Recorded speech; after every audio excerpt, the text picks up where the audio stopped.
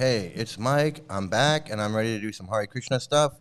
I got a very special live stream today for the memory of all the victims of this ISKCON cult. Sulochan, today is the anniversary of his passing. It's the 40th anniversary of his passing. So it was today, 40 years ago, that Sulochan was murdered in his van in LA, just a few blocks from the LA temple. So today, I'm just gonna do something special. I'm gonna remember these devotees, all the devotees that have passed away and were in this cult as a result of this cult.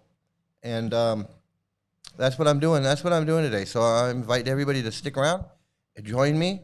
You can share your stories, your remembrances, whatever. But that's what I'm doing today. And so what do we got? It looks like N stopped by at one point. Thanks for being here. Jenna Morton, thanks for being here. Glad to see you. Snoggle, glad to see you here. Absolutely. It's my pleasure, man. Because I'm going to tell you, ISKCON, well, we're going to get to that. I'm going to cover it all. And we're going to do it in just a moment. I did have some issues with my computer and all my clips. So I had to redo everything. So I'm running a little behind, and I don't have. I hope I have everything. Boy, it's been something. Okay, here we go. I'm gonna get right to the opening, and let's see if this works.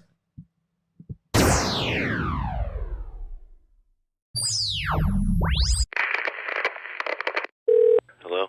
Hello.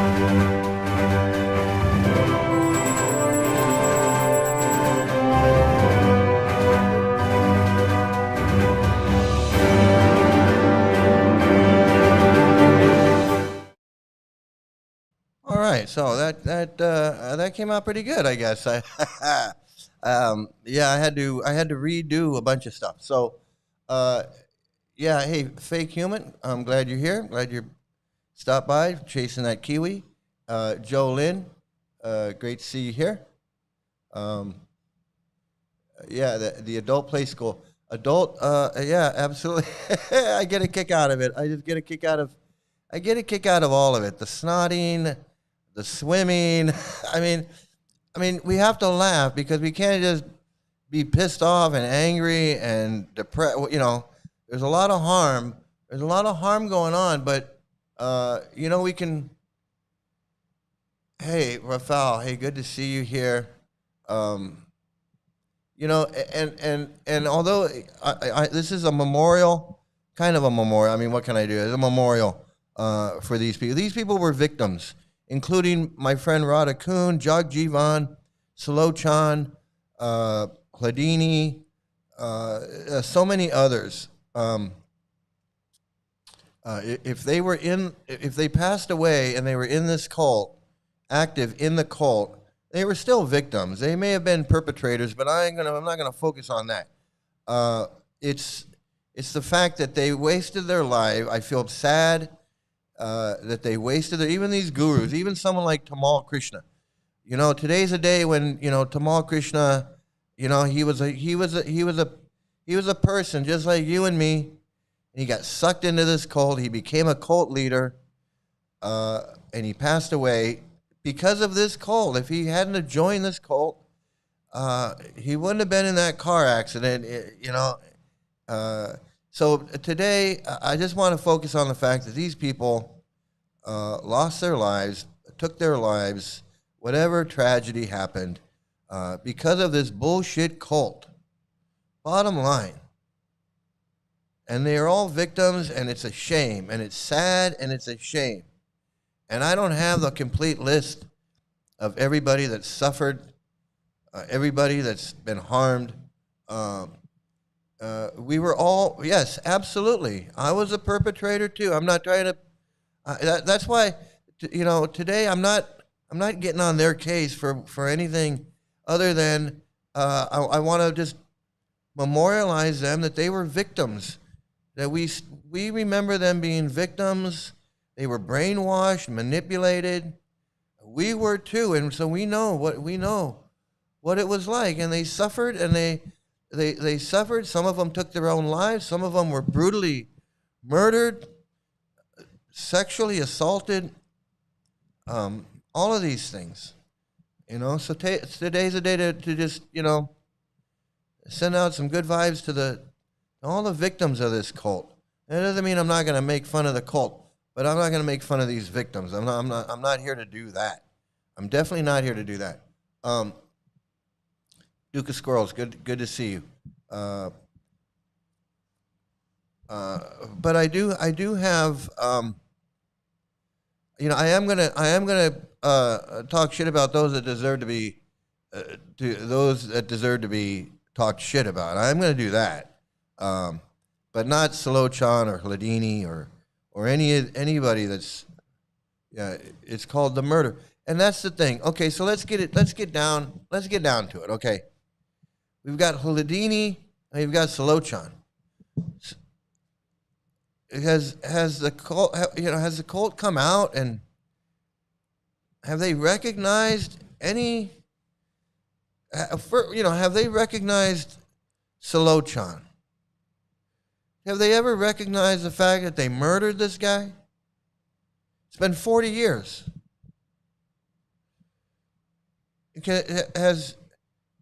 Other than Henry Doktorsky writing his books, he's written a lot of books about it. Has ISKCON ever come out and said, hey, I mean, even the Vatican came out and said, hey, we did some horrible stuff. We're really sorry. We did some horrible stuff in the past, Sorry. Has ISKCON, have they come out and said, Kirtanananda you shouldn't have murdered that guy. And Tirtha shouldn't have murdered, that was wrong. And, and we want to memorialize Sulochan. No, they have. You know why? Because they agree with this murder of Sulochan. They're not upset that Sulochan was murdered. They don't care.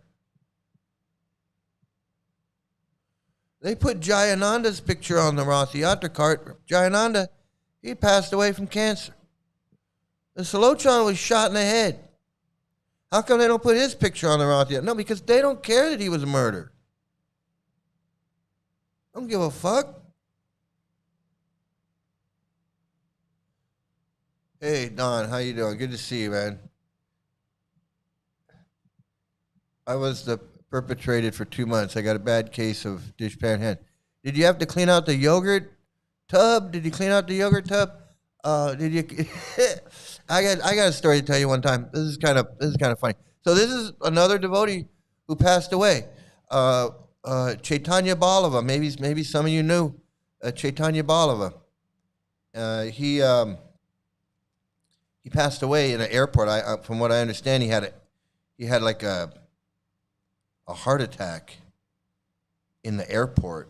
He just was waiting. He was either waiting for his flight or he had just gotten off a flight. I think he was waiting for his flight, and he just sat down and just had a heart attack and just he was one of these devotees that I knew. He was a friend. Baby Don. Did you know Chaitanya Ballava? You knew Radha Kund. He was a Radha Kunda kind of guy. But he was he played the guitar and he passed away. So he's another one. He was another one that was under the spell and died, had a heart attack or whatever happened.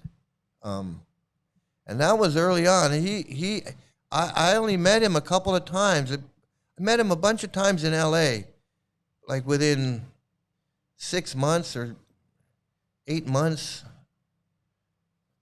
And then he and then he went. I guess he went back. I don't know where I don't know where he was going. I don't know. I don't know what his real name was. The black guy, kind of a big guy, kind of a big kind of a big guy. And he played guitar, and Chaitanya Balava. He had some kids. He had a kid. He had at least one kid. Like I said, I met him a bunch of times with these devotees, and then he left. He went, he's like, I'm going back home or something, and I don't know if he was going to India. I don't know, or he was going to Hawaii. I don't know where he was going, but I heard that he was in an airport and he just died in the airport, and I was shocked. So there's another one, but the Sulochan, they didn't honor him in any way, because he was a bad guy. He was exposing their guru stuff, so they don't care that he was murdered. And but I'm going to start off with this Hladini. Okay, so this is this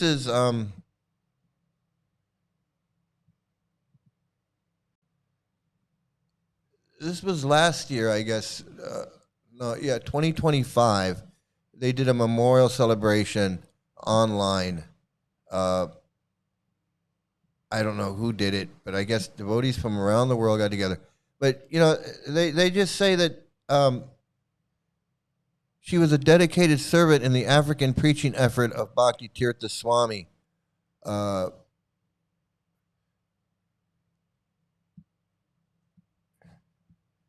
Hosted under the auspices of Hare Krishna Africa, the gathering brought together disciples of Srila Prabhupada, Bhakti Tirtha Swami's followers, and many who had personally served with Hladini Devi Dasi. So they had a memorial. They have a memorial for her, but not Sulochan.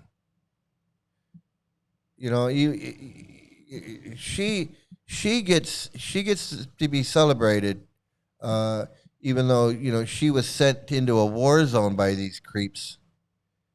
She's brainwashed. She's manipulated, and then she ends up getting shot, brutally murdered, probably in the worst way that a person could die. Other than maybe getting shot in your van in the middle of sleep. But to be in a foreign country, someplace she had no business being, and she thinks she's doing something good for the world, but she's not doing anything for anybody other than her guru making money. This Bhakti Tirtha, and that's not even her guru, because her guru is Prabhupada. So she's brainwashed by this Kirtananda and this Bhakti Tirtha and this Radhanath and who knows who else. Henry Dorktorsky says they were all brainwashed.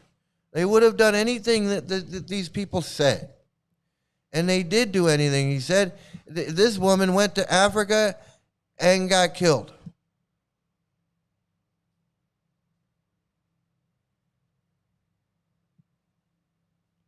This poor woman. And there's people on the internet that say that this was this woman here, just to remind everybody, this woman here um, knew them. This Maha Vegavati, she knows. She evidently she knows the whole story of the whole thing,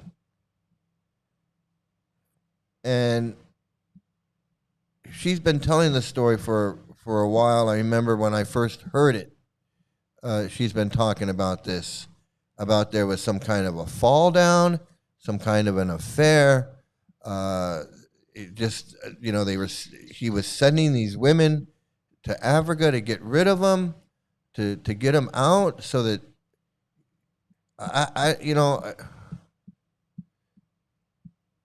it's just it just makes the story even more sad, is what it does. It just shows you there's even more manipulation, more secrets, more blackmail, and just basically criminal shit.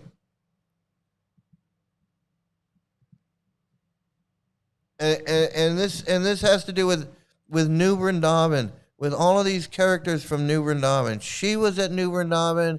This Bhakti Tirtha was at New Vrindavan. This Radhanath was at New Vrindavan. And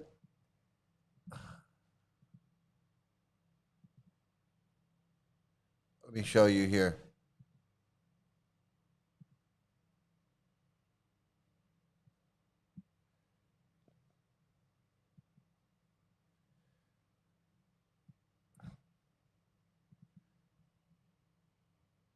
Please, our humble obeisances. Please leave me on mute. Hare Krishna.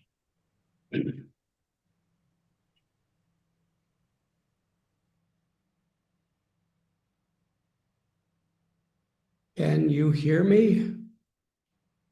Yes, Maharaj. Very loud and clear. Thank you. So they're having a memorial for this. They're having a memorial for this woman who was sent by this guy and his henchmen and his Bhakti Tirtha and this guy and Kirtananda and who knows what other scumbag convinced her to go to Africa. And then she ends up getting killed there. And this guy's got the nerve to show his face at a memorial for her and act like he's like Nama Om Vishnu Padaya Krishna Prishtaya Bhutale Shrimate Bhakti Vedanta Swamin Iti Namine. Namaste. In Cincinnati, and she would follow Hladini all around, and Hladini would teach her how to make garlands and teach her how to do kirtan and all things. Well, we know how he feels about garlands because we saw the clip a few months ago where he was making fun and laughing at the women that were making garlands. He was like, garland? Ha, ha, ha. Oh, sorry. That's a very special service, making garlands for the teeth. That fucking prick. Let me see. So you didn't know Chaitanya Ballava, but you did know Sulochan. Yeah, I met a few devotees that knew Sulochan. I don't remember who they were. When Sulochan was shot by Tirtha in L.A., Kirtananda and Devamrita were in Germany. Yeah, they were out of the country trying to cover their ass, trying to say, hey, we had, that way they could say, well, we weren't even there. It's scumbags. Yeah, it's like the mafia sending the hitman off back home to Italy to hang out back there for a while, till it blows over.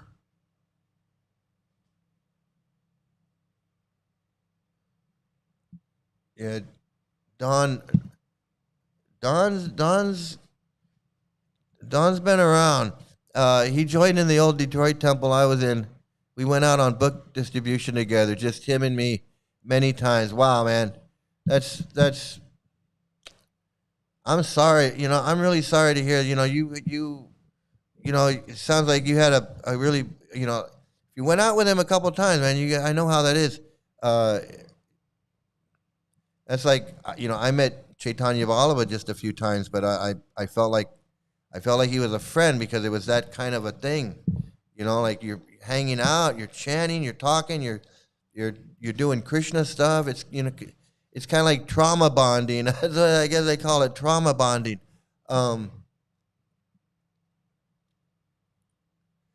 Yeah, he was a pretty smart guy.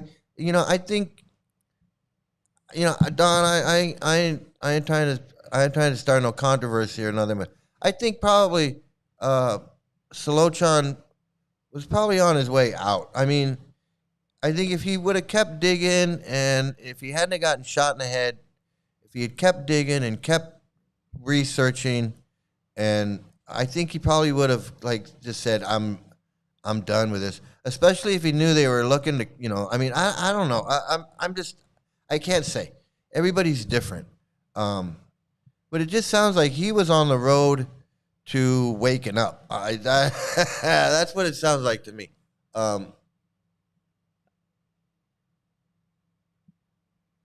Yeah, retards are us, man.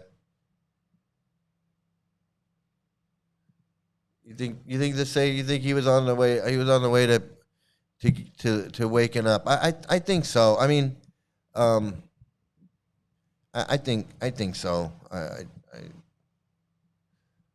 Okay, so this is this Radhanath. He'll glorify this woman and say, yeah, hey, I'll tell stories about her and talk about how she was doing this and that and whatnot. I'll be part of your little thing, but don't bring up Sulochan. No, don't bring up Sulochan. I'm not going to do anything for him. I'm not going to do anything. Well, he was shot. He was shot and killed. All right, so what do you say? Why don't they? Why he was shot by some crazy person? Wasn't the person that shot him crazy? You're not gonna cop to that. So you think that Sulochan deserved to die?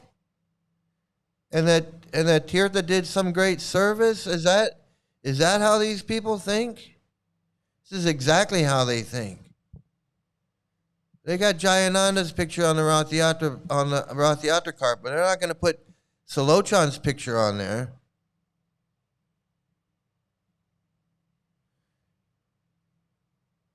Well, what's the difference between Hladini and Sulochan? Well, Sulochan was trying to expose all your bullshit. But if it's not bullshit, and Sulochan was wrong, then he deserved to die over that? What, shouldn't you have compassion and mercy and just understand that he's in Maya? Why you got aren't these holy men? When you got compassion for Hladini, when it comes to Hladini, you'll have a memorial, you'll do this whole thing. As Maharaj said, she had very much awe and reverence with His Holiness Bhakti Tirtha Maharaj, our revered Guru Maharaj. And she would never just try to speak to him. That just was not her move. So where's the memorial for Sulochan and have everybody get on there and talk about Sulochan and with Don, and you can talk about how he joined at the Detroit Temple and we used to go out on book distribution together, and he was a really smart guy, and he was raising a lot of money. We did a lot of books. Where's that memorial for Sulochan?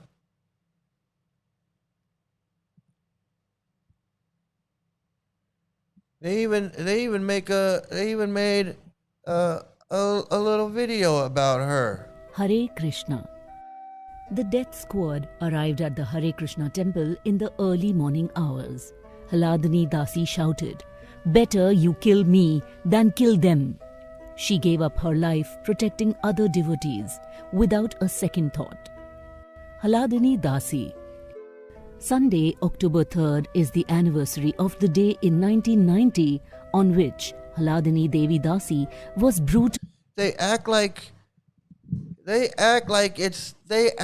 it's totally normal for your guru to send you into a war zone and you get shot and killed. Like, you know, as long as you go out protecting the devotees, we'll make a little video for you. But it's not like, oh my God, you know, she went out and this is a senseless killing, murder, and she had no business. No, they feel like she had business. She belonged there. She belonged there. She was distributing books. Like she belonged there.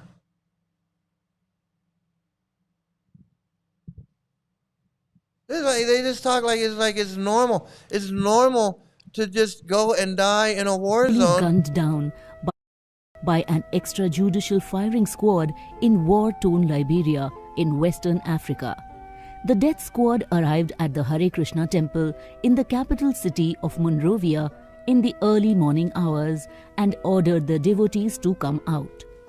7 devotees, 5 men and 2 women exited the temple and filed into the waiting jeep. They were driven. You know, again, you know, what were these men doing? I thought they were supposed to protect the women. I thought the men are supposed to protect the women.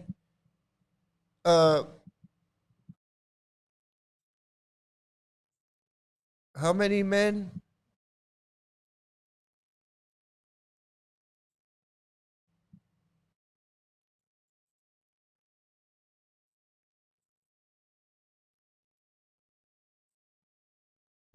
Five men, 2 women.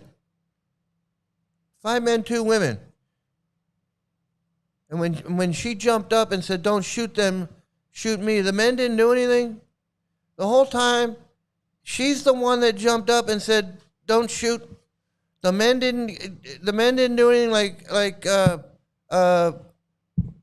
that devotee woman's in Gaur Hari's class. Her husband. He didn't do anything to protect his wife. Didn't do anything to protect the women. He's got her sitting there where it says, "Simple pussy woman." A woman that can't be trusted, small brain, like to be raped. What am I going to protect her for? These 5 men didn't staring down a death squad, going to shoot this woman. She had more balls than they did. She had more balls than these 5 men put together. They didn't jump up and say, "Hey, let the women go. You shoot us, but no." She jumped up. She jumped up and said, "Don't shoot them, shoot me." And so they shot her. They shot them all. They were going to shoot them all anyway. But these 5 men, these 5 kshatriya bullshit. Why is so bullshit? These 5 kshatriya men, we protect our women. Bullshit. Didn't do nothing to save these women.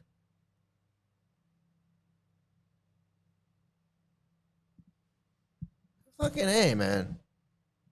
They act like it's normal. Hey, there was 5 men, 2 women, and they started shooting, and everybody died. And that's what happens when you're Hare Krishna, you know, and that's why we're here to... No, it's not what happens. Shit's not supposed to happen.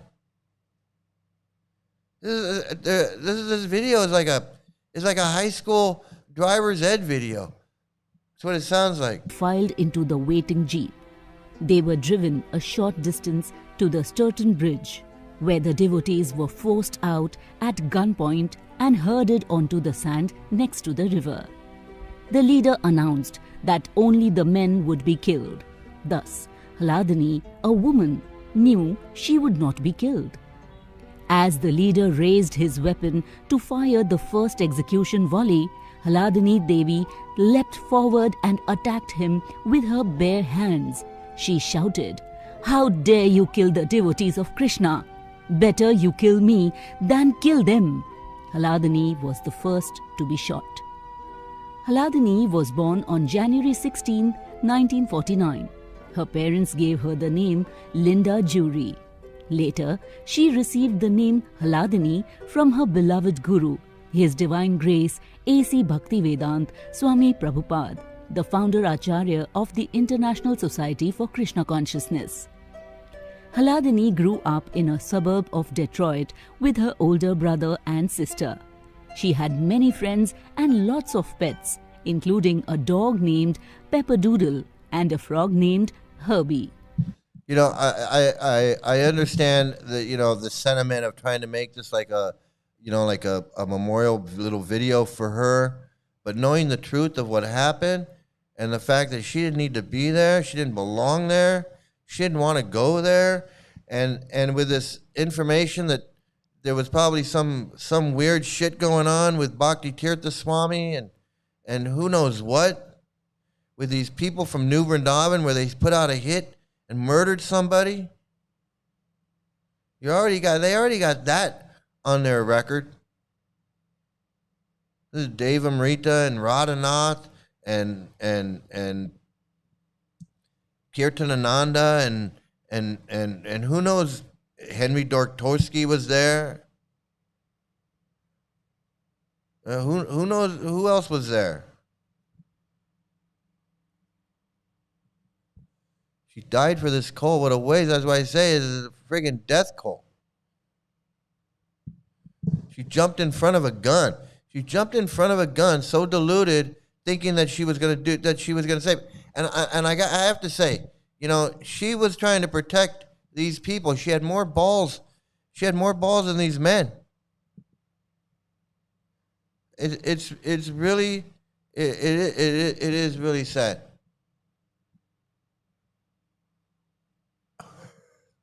Hate to say it, but those warlords might have known better to allow this crazy militant Hindu cult to grab a foothold in their territory. Yeah, I understand. I understand what you're saying, Duke. It's very possible that they didn't want. It's very true that they didn't want this cult corrupting their. They're like, hey, we're fighting a war. We don't need you. We don't need the 7 of you in here. Doing whatever you're doing. I mean, it's a war. That's why I'm saying they had no business being there. They had no business being there. They think they're like super. They think they're like super Hindus, and the Shringadev is going to save them, and the demigods are going to be pleased, and Krishna is happy, and Lord Chaitanya is dancing, and that's sad. That is sad. It's just. It's sad. It's sad, and this woman lost her life for that, and so rest her soul. It's just she didn't deserve any of this. She just didn't deserve any of this. She spent her summers at the family's vacation cottage. Hladini had a happy childhood. In 1969, Hladini married Mike Ryan. Like many young people, Hladini and her husband were searching for the truth and a sense of fulfillment. Mike read different books about Zen, Taoism, and other Eastern religions to find answers to their many questions. Find your stay with a Goda. Fly away with a Goda. Have fun every day with a Goda. Travel your... After Mike read a book called The Wisdom of God by Srila Prabhupada, heard the devotees chanting the Hare Krishna Mahamantra, and tasted the free vegetarian food they served, he was convinced that he belonged with the devotees. It's always, like I was saying last night, it's the answers to the questions. You said it right there. They're looking for the answers to the questions, and they got the book, and the questions were answered. Me too, man. I'm with you, man. 100%. 100%. I joke around a lot, but I tell you, man, it pisses me off too. And this pisses me off probably the most. Mike and Hladini moved into the Detroit temple. At first, Hladini joined the Hare Krishna temple simply because it was what her husband had wanted. Soon, however, Hladini became convinced that the temple was the right place for her. In March 1970, she wrote to Srila Prabhupada and asked for spiritual initiation. Prabhupada replied immediately by letter, in which he gave her the name Hladini. In 1972, Hladini and Mike moved to New Vrindavan. Later that year, Mike left New Vrindavan permanently, while Hladini chose to stay. New Vrindavan was her home. Soon, Hladini became one of the most popular devotees in New Vrindavan. Another devotee, Manas Ganga Devi Dasi, said, I moved to New Vrindavan from Zambia in southern Africa in 1986 with my husband and 4 children. Hladini blew my mind. I had never before met anyone who was so blissful. So I can't help but think that and this is a really weird thought, but I can't help but think that this Hladini or Hladini, whatever, however you want to say it, was in New Vrindavan when Sulochan was murdered, and she was probably one of the ones that cooked the feast or celebrated and had kirtan and did that whole thing because she was a follower of Kirtanananda and Radhanath. She was friends with Radhanath. She's god brother. These are her god brothers. They're gurus, but they're her god brothers. And she was right there, and she was one of the most popular people in New Vrindavan. Everyone loved her. She was this, she did this, and she did that. So she was right there when they pop, and they're all, yay, Hare Krishna, Hare Krishna. She was one of them. You think she wasn't one of them? You think she was sitting over on the side going, oh, no, I'm not going to celebrate his. No, she was one of them. And it's ironic, or if it's a coincidence, whatever, but it's weird that she was celebrating his death when he was murdered. And just a few years later, they send her off to Africa, and she's murdered. And it just tells you this cult is disgusting. It's sick, disgusting. No one should have anything to do with it. No one should have anything to do with it. Yeah, it's you gotta feed those dolls. Adi Keshava Swami went to communist Russia in 1970 and established a foothold there. That's the tactic. So to this day, there are ashrams all over free Russia. Adi left in the 80s after selling the New York temple. Yeah, these guys went out and staked their claim in new territory. When new territory opens up, they got to go. Like if North Korea opened up and they're like, hey, no, we allowed tourism and we're you can come in, it's no problem. They would go right in there and go, hey, we want to open a temple, or we're gonna. Life-destroying bullshit. Absolutely. Absolutely, man. It just like, it just gobbles your life up.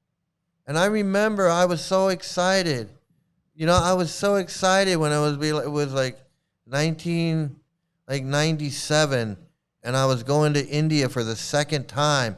And I was like, wow, I've been a devotee for 5 years, and I'm on my second trip and I was so proud, and I was so excited. And then 2002, 2002, I'm going to India again. And I'm like, I've been a devotee for 10 years. And I'm just like, and I've now, you know, by then I've read everything. You know, I'm working on like other stuff, you know, like Goswami books and Kusha Krata's books. I want to read those. And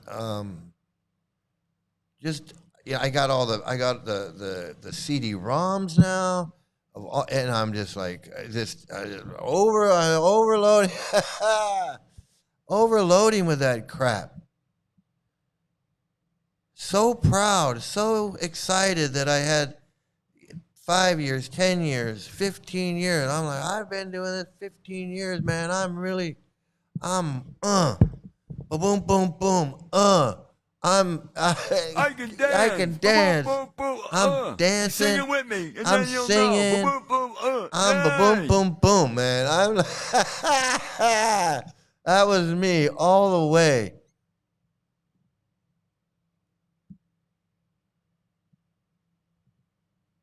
It's like 3 generations of ISKCON victims here in Mike's podcast. It shows how powerful and dangerous this cult is. Absolutely, you're right.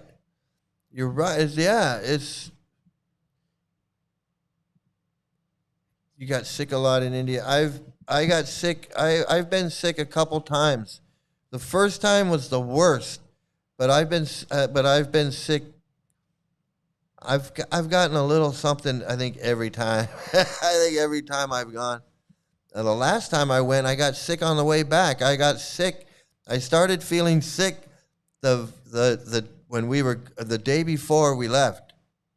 The night before we left I started feeling a little sick. And in the morning when we got up to go to the airport, we had to get up early to go to the airport. And I did not feel good. And I said, hey, we got to stop. And I got to get some medicine. I got to get something. And I was sick on the plane. I was sick in the airport. I was sick on the plane. Because, you know, it's a whole day to get home. That was horrible. Boom, boom, boom. I can dance. Boom, boom, boom, boom, Sing it with me, and then you'll know. Boom, boom, boom, yay. So this Hladini, man, I'm just gonna show a few more minutes of her, and we're gonna move on. She always had a beautiful smile on her face, and she was kind and gentle with everyone, especially the children. Hladini loved the children and encouraged them. For 18 years, Hladini lived and served in New Vrindavan.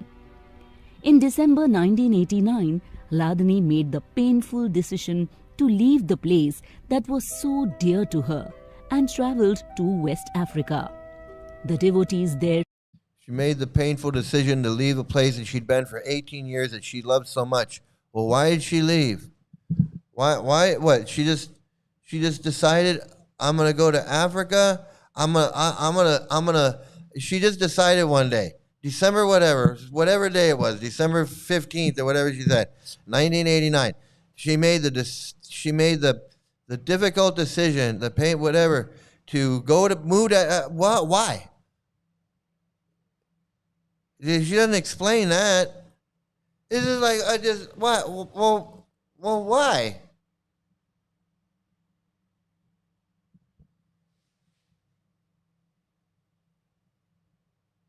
No, they don't want to say. They don't want to say that a guru told her to go.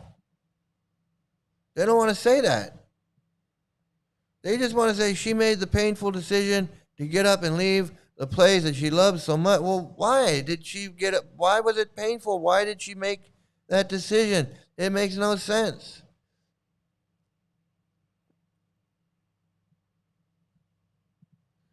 People must be so angry after they realize they wasted so much of their life in this BS. Well, pause. I got to tell you, that's why a lot of people stay. That's why a lot of people stay. Is because they're like, it's got to be real. They start having doubts, but they think, I've been in it for so long. I've been doing this every day.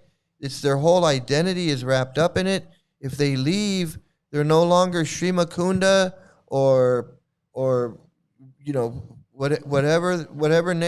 I'm no longer Sri Dayananda or Bhakti Vikash or Jai Vijay Das or I'm Tom Smith, Mike Sandoval. What fun is that? What fun is being William Zoda when I can be Gora Hari Das? And have disciples calling me Guru Maharaj. And having people putting flowers around my neck. And every time I fart, I get some flowers. Hey, Maharaj farted. Let's give him some flowers. Wash his feet. Drink the water. Give him flowers. Wash his feet. Drink the water. Oh my.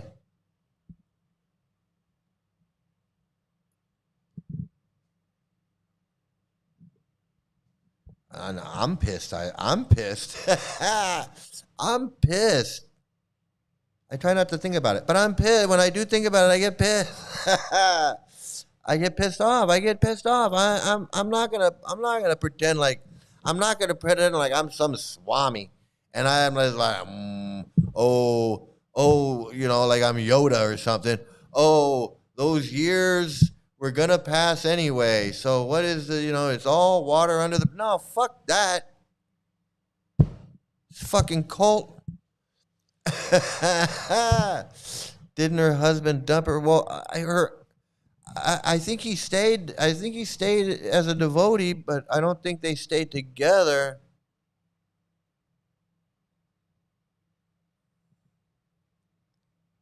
Yeah, I think that's that black shit that they gave me, and I said I'm not eating that. I'm not eating that. It was I think that's that stuff they gave me. That black. It looks like tar. It looked like something you put on the bottom of a boat. I said, I'm not eating that. I'm not. I'm sorry. I'll. It hurt. My stomach hurts, but I'm not eating that. And you know what? It's probably good. It probably works. But my brain looked at it. My eyes looked at it. My brain said, nah. My brain said no. My brain said no. Sorry. I find it so disgusting that trying to make her murder into a sick, transcendental, phony pastime. That's absolutely. That's what's even more disgusting.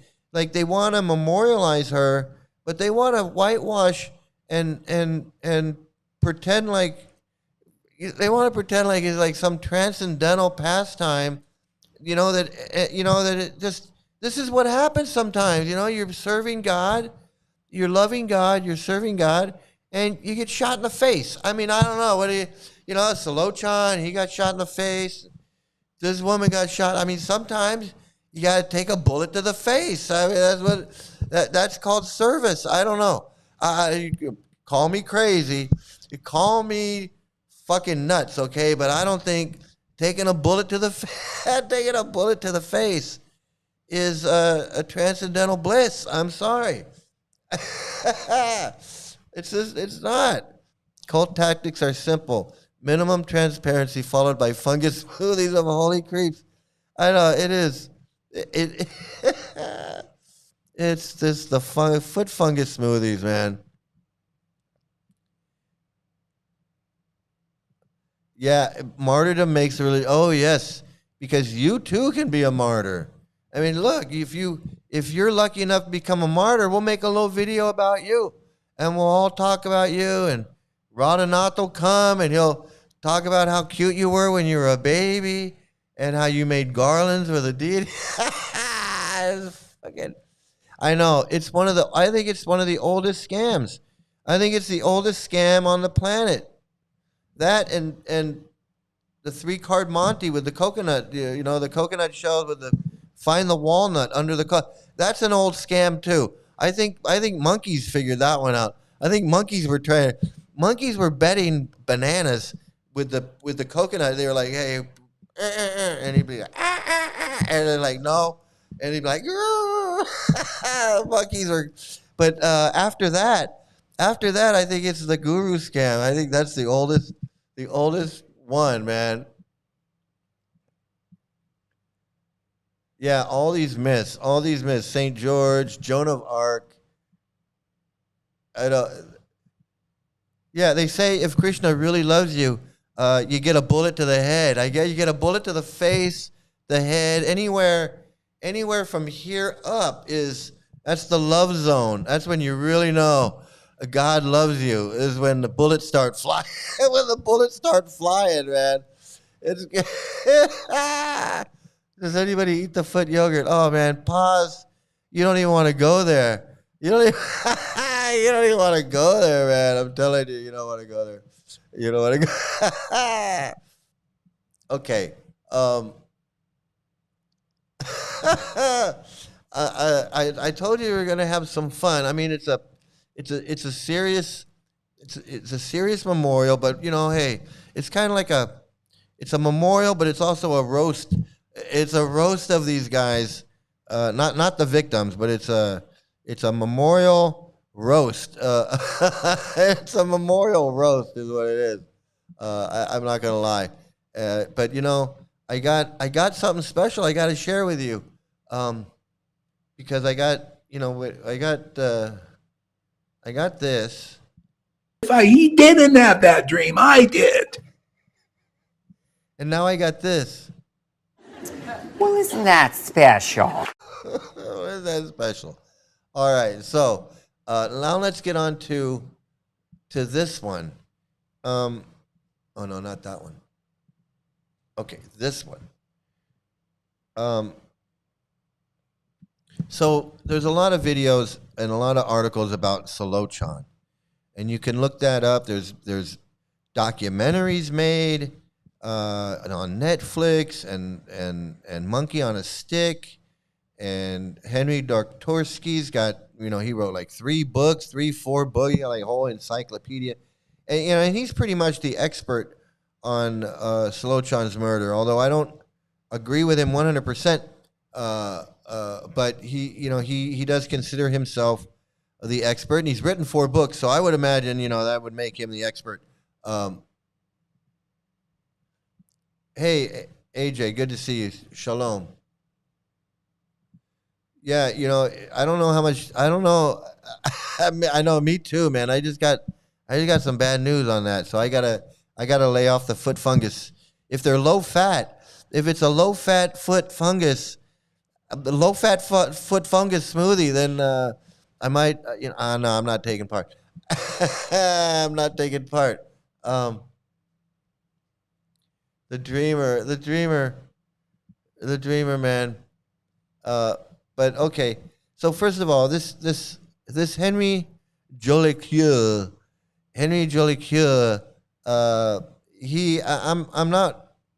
I'm not promoting him anymore. I don't promote him anymore. But he does have some good things to say when he was there. Okay, let's just say he was there.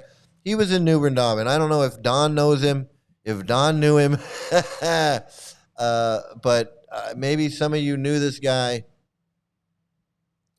But he was there, and he was an early disciple of Prabhupada. He was an early sannyasi of Prabhupada.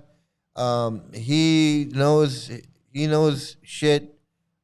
He's still got some sentiment for Prabhupada. But he knows the truth about these gurus, and he speaks the truth about these gurus. So I gotta give credit where credit is due. Let's just say that. Yeah, he's a hypnotist. Yeah, he's the hip hypnotist. He's the hip hypnotist, man. It's not vegetarian. It's animal product. I know it's animal product. I'm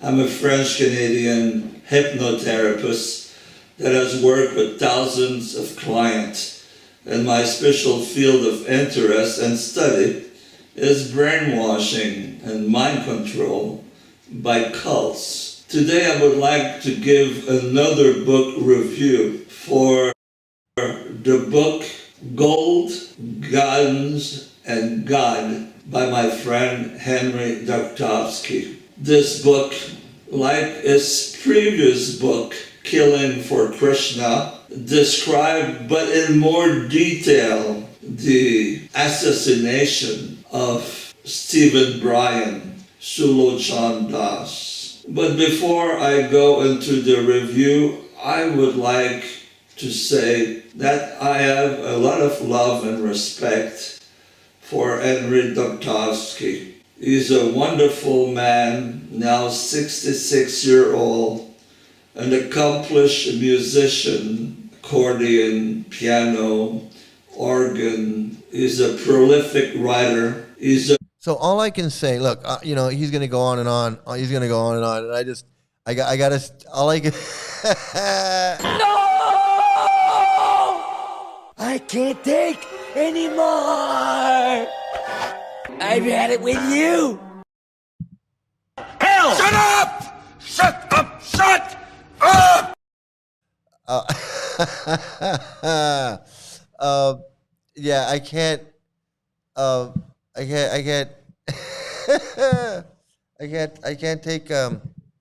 can't take him glorifying this Henry Darkovsky. But what I do take away from this is these guys are brainwashed. These guys are brainwashed. This is how deep it goes. This is how deep it goes. It's like they were both in New Vrindavan together. They know each other from they know each other from the New Vrindavan days, or from the early days, or from whatever. They got some camaraderie going on. You know, they're god brothers or whatever. You know, I don't know if they're god brothers, but I guess this. I don't know if Henry Darkovsky is a disciple of Kirtanananda or a disciple of Prabhupada. I'm not sure. But you know, they were both in New Vrindavan. They both got some affection for each other, and they both still have some affection for Prabhupada. And I don't understand that. All I can get out of that is that this is brainwashing. They've got residue. Like, they've still got some residue in there. Like, I don't want to be friends with anybody who is friendly or is still promoting Prabhupada and this cult. I'm not going to be friends with you. If you're promoting Prabhupada, go do that somewhere else. I don't want to have any part of that. If you're promoting Prabhupada, even if you're just promoting him a little bit. And I don't understand. Henry was initiated by Kirtanananda. Yeah, that's kind of that's what I thought. I don't know. I mean, I just don't I mean, I understand the New Vrindavan thing, because anybody who's been there, they automatically have some kind of some fucking magnetism or some weird connection with their. It's a cult, is what I'm saying. It's a cult. But anyway, the fact that this guy is like my good friend Henry, and they both have some affection for Prabhupada, even though they know that they murdered this guy in cold blood. The guy's written 3 books, and this guy knows about it. He knows too about. Was initiated into the Hare Krishna movement at the age of 23-year-old. He became a disciple of Kirtan Ananda Swami, Keat Am. By his own admission, he was completely brainwashed in the Hare Krishna movement. He believed completely that Kirtan Ananda was a pure devotee of Krishna. He believed it so much that he worked and worked and worked for this community for many years. One year, he was sent picking, which means getting money under false pretense in malls, sports events, etc. and he collected 150,000. So you see the difference between Hladini and Sulochan. Sulochan is murdered in his van by some wacko, this Kirtananda, and nobody gives a fuck. This Hladini is sent into Africa and shot by some wackos in Africa, and they make her out to be some kind of martyr. Sulochan chanted, put tilak on his face, he had beads, went on book distribution with Don. Yet they're all cults within a cult. I mean, New Vrindavan was definitely its own. New Vrindavan was definitely its own thing, but they're all. Jai Pataka's got his little cult, and Radhanath's got his little cult, and Lokanath's got his little cult, and Indra Yumna's got his little cult, and Bhakti Vikasha's got his little cult, and Hridayananda's got his little cult, and I know they don't measure up to what New Vrindavan was and what Kirtananda and was doing in New Vrindavan, but it would have been if they had worked a little harder. They worked a little harder. They were a little whatever. But yeah, New Vrindavan was definitely in another. It was in a league of its own. It was a league of its own. I agree. I agree. It was a cult within a cult. So, Don, how much time did you spend at New Vrindavan? Did you go in and out of there? You must have. If you were in Detroit and you were in that part of the country, you must have stopped by there, or I don't know. You ended up in L.A. though, I guess. I don't know. Swami of foot fungus. Yeah, so Sulochan, indeed, you indeed. So what was it like? What was it like when Prabhupada disciples would go to New Vrindavan? Was it because like if Prabhupada disciples would go, they had to worship Kirtanananda, like they had to go and they had to participate in his whole thing? Like, did you have to go and participate in his whole thing when you went? Or were you, I mean, because if you're a god brother of Kirtanananda, you're a god brother of Kirtanananda. That's your god brother.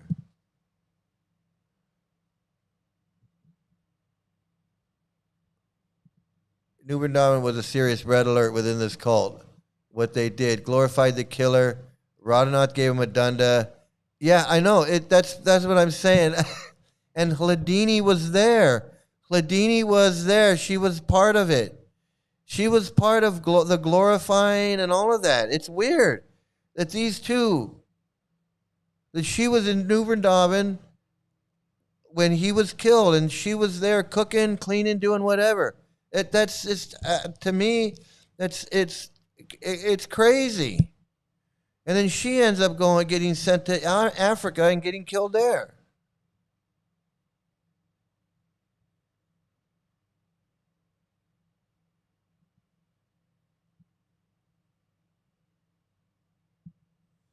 Yeah. He said he knew Sulochan, and I think Paranjan knew Sulochan, and I met some other devotees that knew him. I think Vadiraj, because I heard a lot of stories that I met a lot of devotees that said they knew him. I guess maybe everybody said they knew him. Oh yeah, I knew him. I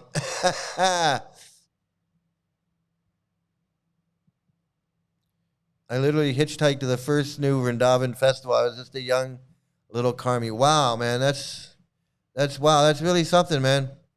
See the history. You see the history. You see what happens, Larry. You see what happens. You see what happens. Has the whole world gone crazy? Am I the only one around here who gives a shit about the rules? Not in the early days. So you didn't have to. so not in the early days, you didn't have to worship. So after, when you say the early days, are you saying when Prabhupada was here? You're saying when Prabhupada was here, you didn't have to worship Kirtanananda, but after Prabhupada left, if you went to New Vrindavan, you had to participate. Because like when I went to Houston to film Tamal Krishna, it was like we were all expected to treat him like he, we had to bow down. I didn't drink his foot water. There was no foot washing when I was there. But I would imagine that if it had gone on, we would have been expected to do that. I don't know. It's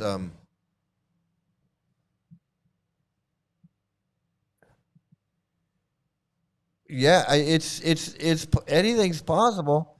It's possible that she knew too much about Sulochan. She could have known. Well, according to this other devotee, though, she was having an affair with Bhakti Tirtha. That's the story. Okay, that's the story. That's the story. I'm sticking to it. Hey, in 1970s, a couple of it was Don. It was Don and Sulochan. Don and Sulochan sold you your first Gita, man. Wow. Hey, see what we find. See what we uncover. This is like MythBusters. This is what we uncover here. We uncover the truth. This is a magical mystery. MythBusters here. It was Don and Sulochan. It was down by the library, right down on Main Street. Yeah. Yeah, it's possible that they got rid of her. Yeah, no, has the whole world gone crazy? Has the whole world gone crazy? Am I the only one around here who gives a shit about the rules? So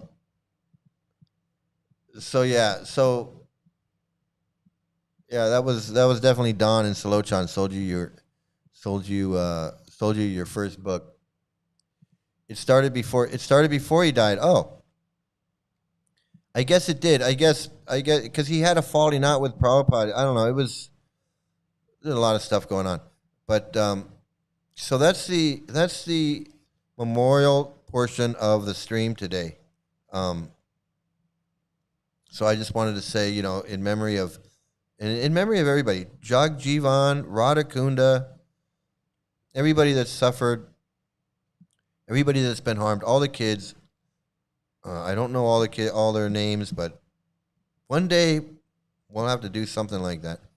So I want to thank everybody for joining in on doing all of that. I still have, let me see, I still have, what can we do? I got this.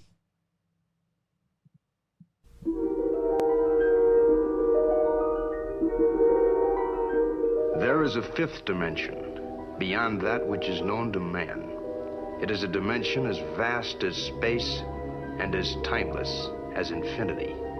It is the middle ground between light and shadow, between science and superstition, and it lies between the pit of man's fears and the summit of his knowledge.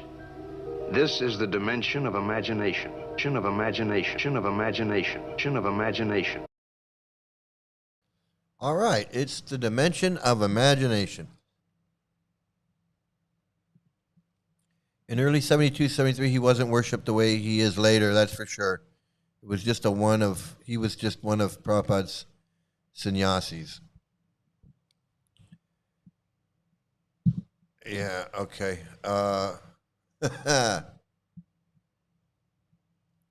Crazy. Is this crazy? They could make a mini-series. They could make a mini-series documentary, like a Ken Burns mini-series on this Krishna movement from 66 to 86 or 66 to 96, and like tell the whole, like all of it. If I was Ken Burns, but I'm not, I would definitely do something like that. In 77, that's when I moved to Los Angeles after Prabhupada died. Oh, okay. So, okay, yeah, I was wondering that too. And so, since you bring it up, so I went in and I was listening today. Let me see. I'm kind of getting tired of this guy, but I'm tired of this guy, but I'm concerned about this woman. Really, I'm concerned about this woman, and so I went in today, and he was talking about he wasn't talking to her by name, but he did mention he was talking about her.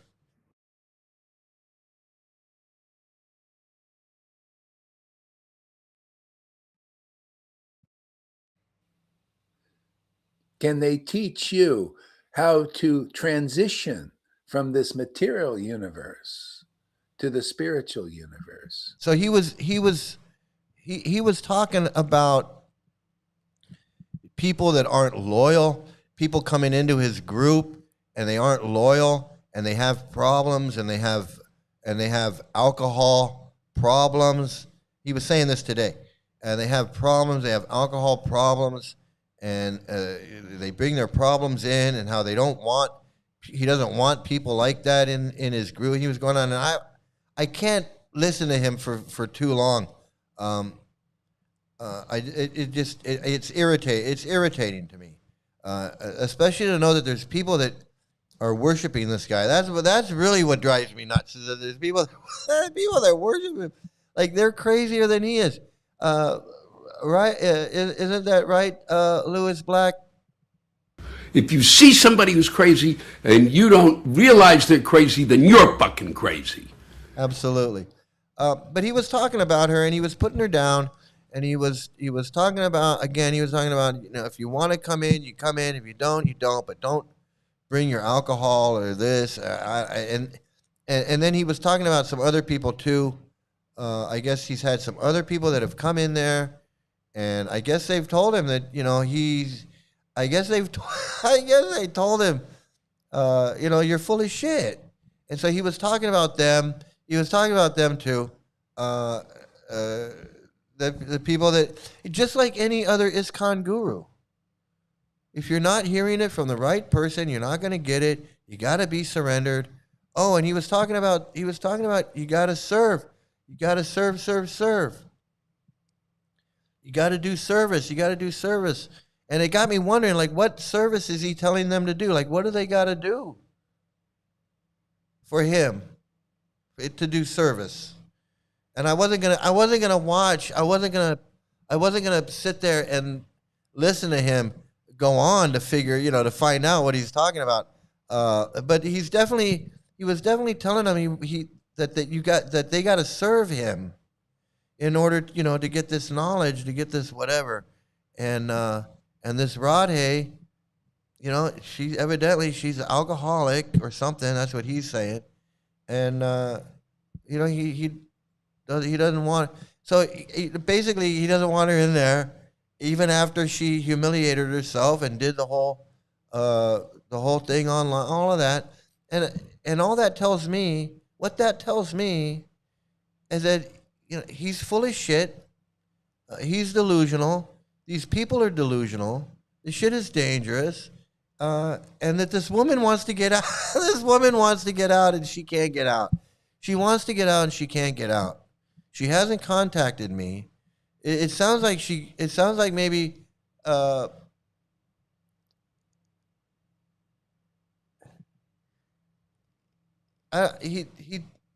don't know if he talks about weed, but I don't know if I've ever heard him talk about weed, but his webpage is Lord Chaitanya's Grace Place. But there's no grace, because he talks like he acts like a real asshole to his followers, and anyway, I'm convinced that she's probably watching. She's probably in here watching right now. She probably watches whenever she can, and I think that when she's drinking a little bit, And maybe that's when she maybe sends me a message, or she reaches out, or maybe she leaves a comment or something. Got any leads? Yeah, you know, I think like at certain times when she has some clarity, she reaches out, and I think that's what's going on. I mean, I just, you know, I think that's what's going on with this guy. That's it. He's got a woman in there who's married to one of his followers, and she wants to get out. That's it. Let me see what else I got here. And I wish I could. Honestly, I wish I had the patience to sit there and find the pertinent parts that really show his delusions, his narcissism, him talking about this woman. You know, I would love to pick out little. I don't have the patience to do that. I just don't have the patience to sit and listen to this friggin' jerk off. I just don't. And when I do show stuff, it's because when I've clicked on it, when I've clicked on it, he's just happened to be talking about me, and that's when I'll like, oh, he's saying something, he's acting stupid and saying something, and that's when I'll grab a clip. But other than that, I can't sit. I'm not going to sit there and go through that. But I am tempted. To. So this a doctor. Okay, check it out. This doctor. Where? Let me show you.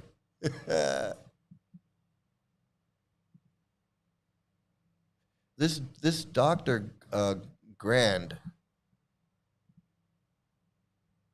Where is he? He's not here anymore. I don't have him anymore. Here he is. Let me see.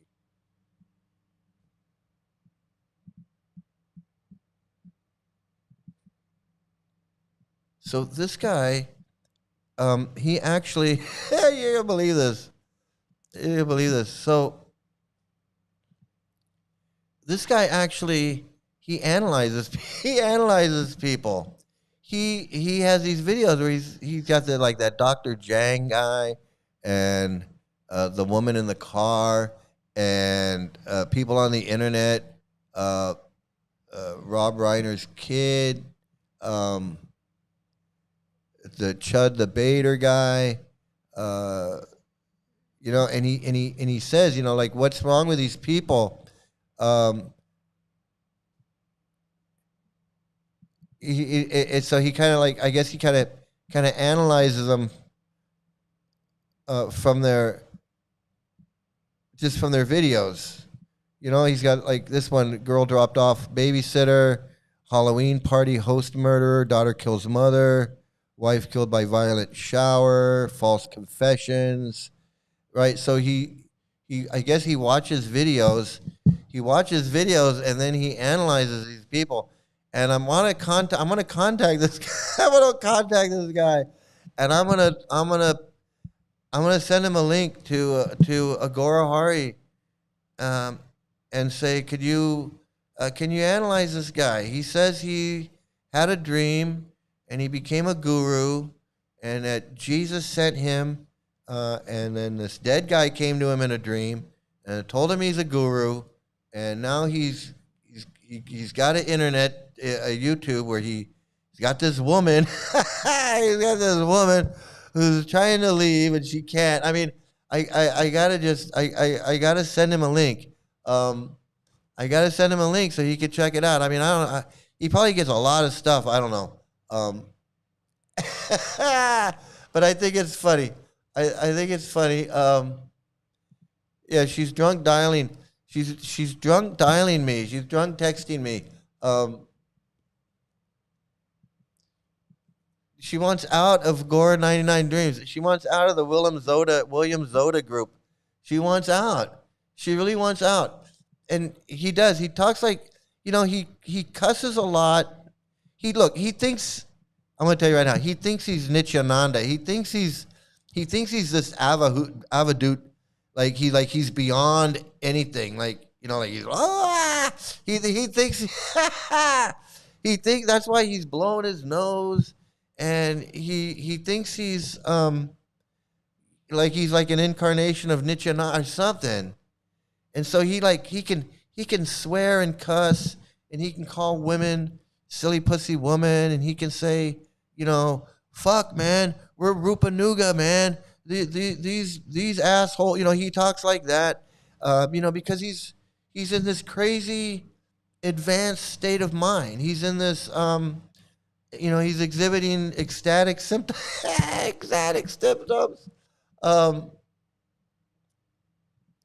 Well, he says he has disciples. Now, I don't know how he initiates them. That's an interesting thing. How do you go about becoming a disciple? Do you just say, can I be your disciple? And he goes, yeah. And then you're like, oh, okay. I mean, it's not easy. It's not easy being green. It's not easy to leave a cult. It's just not. Okay, wait a minute. He's been a revered house guest of Janaki's for several weeks now. Oh, okay. I guess he's like he's guru paloozing. He's guru paloozing. He's doing his own little guru palooza. He's gonna travel around, and they're gonna put him up. He's doing his own guru palooza. So that's Janaki's service sorted. That's so that's so funny. Where's my laugh? That's so funny.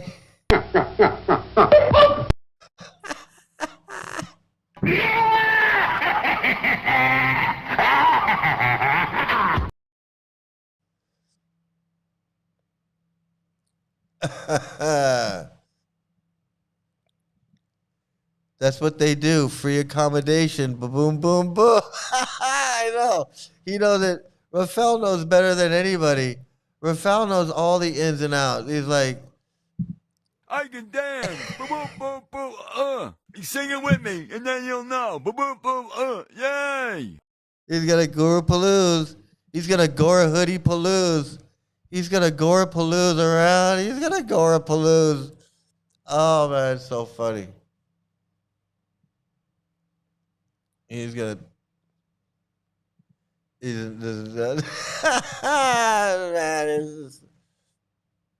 no, Janaki's a woman.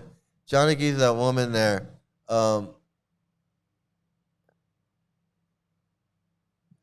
Duke Scrolls is taking attendance. Yeah. Are we all here? Yeah, we're all here. All right. Boom, boom, boom, boom, boom. Absolutely. Has the whole world gone crazy? Am I the only one around here who gives a shit about the rules? So what was, did I do this video? What was this? Oh, okay, here we go. Okay, here we go.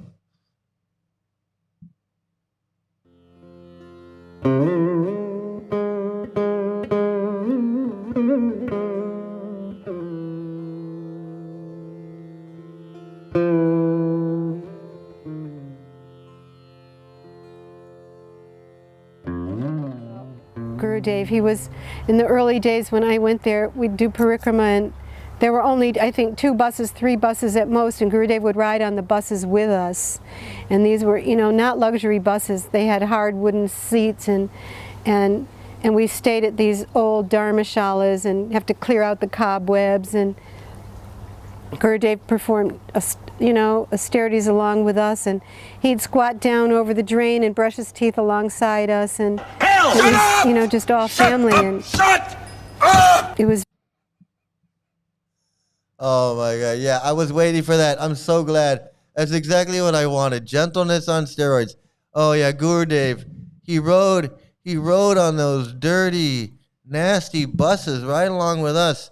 and he'd sit there on that hard wooden seat, just like so what? What is his job is to walk around and get flowers around his neck and have his feet washed. That's all he does. It's free rent.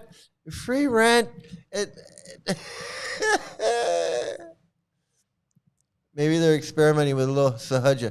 Yeah, so Gaur Hari was saying, oh, they call us sahaja because we're having ecstatic symptoms. They don't understand. See, it's just more of that bullshit. Like we haven't heard that. Like Don and Rafael and me and Duke and Gon. Like we've heard all the bullshit.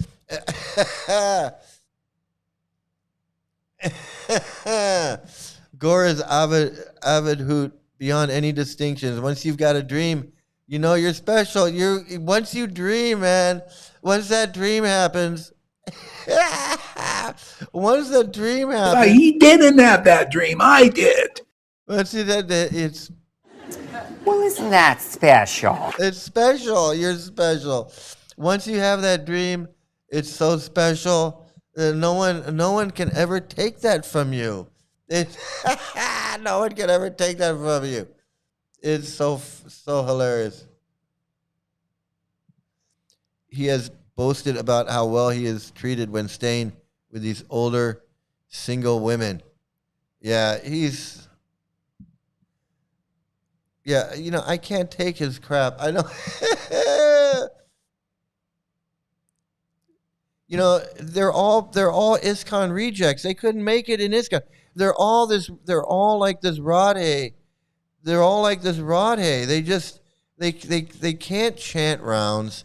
They can't attend Mangal Artik or learn any verses or do any service. They can't sell any books.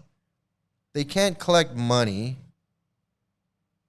All they can do is just sit there and pretend to laugh and giggle and say that they're advanced and try to bring more people in so they can worship this guy. And evidently, they support him. They give him money. They send him money. They give him money. They probably Zelle him money or they Venmo. They Bhakti Venmo him money. And then he guru paloozas around. He's like a little ISKCON guru. He gurus around. They put him up. He said he was in Vegas a couple weeks ago, a month ago, whatever. He was on there, and now you're saying he's a John. I mean, it sounds like he's got a scam going. I don't know. It sounds like he's got a scam going. I know that woman. She's a renunciate. She's bitter. Resembles a witch. This, you mean which one? Which one? This one? I mean, does she look happy? Does this woman look happy? Very amazing to be in these places with him, and then we'd walk everywhere, and the trolley would come and carry our bags. We'd walk all the way from Barsana to Nandagram, and we'd get to different places, and the kitchen was in a Jeep. And I just remember Premananda Prabhu and Tirtha Maharaj. And they talk about how, they talk about this shit like it's a badge of honor. And the buses were dirty and they had a wooden bench, and we sat on a wooden bench. And then our kitchen was in the back of a Jeep. And we all ate dirt. And then our toilet was behind a tree, and we all had to take a shit behind a tree. And to get water, we had to take turns pumping water out of this well. It was so hard to get water out. We could only pump like 4 or 5 things. Our arms would get tired. Someone else would have to come in, and it was just so transcendental. Like you see these guys on these videos of these people on this bus. You got like 8 or 9 guys crammed into a bus, cooking khichdi on a. I mean, it's so uncomfortable. Probably stinks. You got 8 sweaty guys on a bus, trying, and living on a bus, traveling across Europe or trying. Rafal knows. Don probably knows. And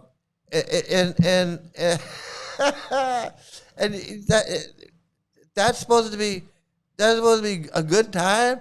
I mean, don't tempt me with a good time. If you told me, he said, hey, buddy, take this book and join our cult, and then you'll end up on a bus with like 8 guys with your shaved head on a bus, all sweaty, stinky, eating rice and friggin' potatoes and begging with books. And you're just going to be on like a 3-month bus tour across North America or through Mexico on this bus. Yeah, it sounds great. Wonderful. Indian man was on a luxury bus in the West, and they made a holy pastime out of it. I know. It's friggin' typical cult of single women, bereft and bitter. I mean, how many times have we seen just a single woman sitting there, all morose? They're talking about transcendental bliss, talking about the past. Yes, and then Prabhupada came into his room and he looked at me, and I shivered and I didn't know what to say, and I walked out, and that was my time with Prabhupada, and then they look so miserable. It's just jumping out of the Jeep and setting up the kitchen wherever, they found themselves. It was all miraculous. It was all miraculous. No, it wasn't miraculous.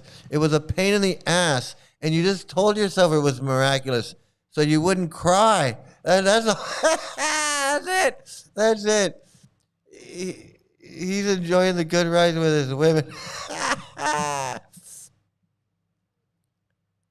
Snot Leela. I don't. Yeah, that one. I can't believe it.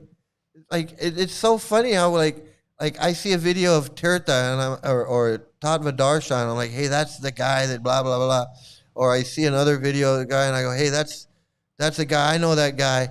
He did this, And then one of you is like, hey, I know that lady.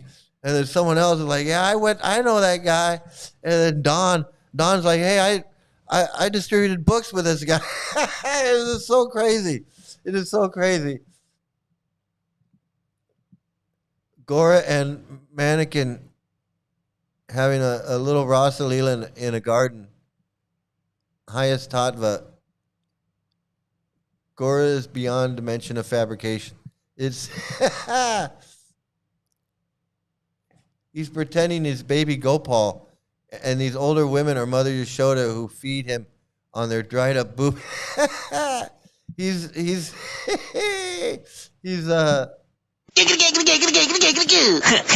All right. Let's have sex. Janaki. You meant Janaki. Yeah, these people, man. I'm telling you, I'm going to send his clip into this doctor and have him. What's on the picture on the bed? I know, I was just checking that out.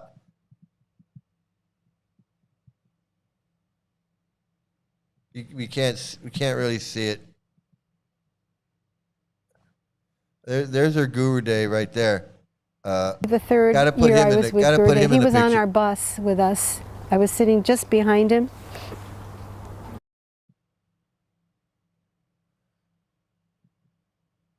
Part of all those people. Normally Mathura is a very crazy place. Nobody really wants to stay there. People are very tough and everything. But Gurudev made people's hearts so soft. And all the Mathura Vasis, they love him. Oh yeah, absolutely. I believe you 100%. I completely believe you that he just melted the hearts of the Mathura Vasis, and they all love Gurudev. Yeah, absolutely. They know better than freaking. They know better. These scammers. It's so full of shit. These people are so full of shit. Let's see what else we got here.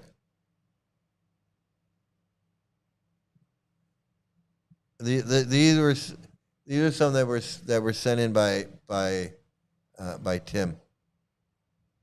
Thanks, Tim.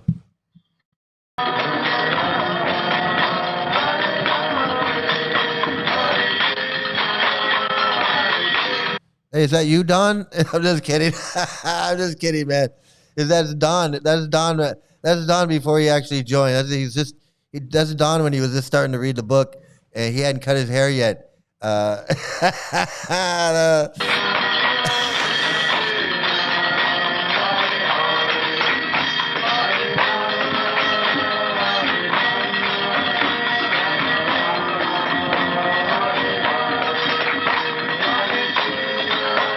in bliss. This guy's in bliss. Yeah, I would. That's funny.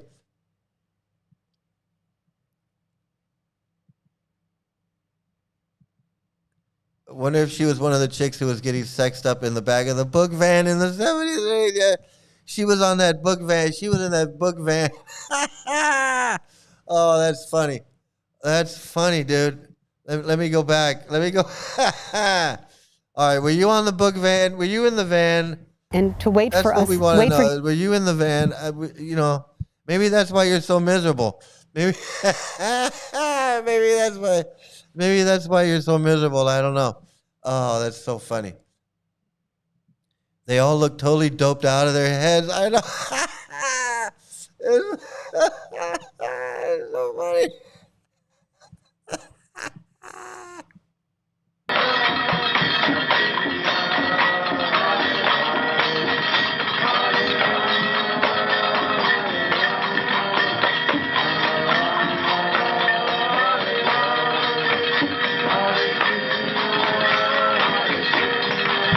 Which one are you, Don? Which one are you, Don? I'm just playing, man. I love you, Don. I'm just playing. Those are all the future gurus. Those are all the future gurus of ISKCON. You got that's I don't know who that is. Oh man, that's too funny.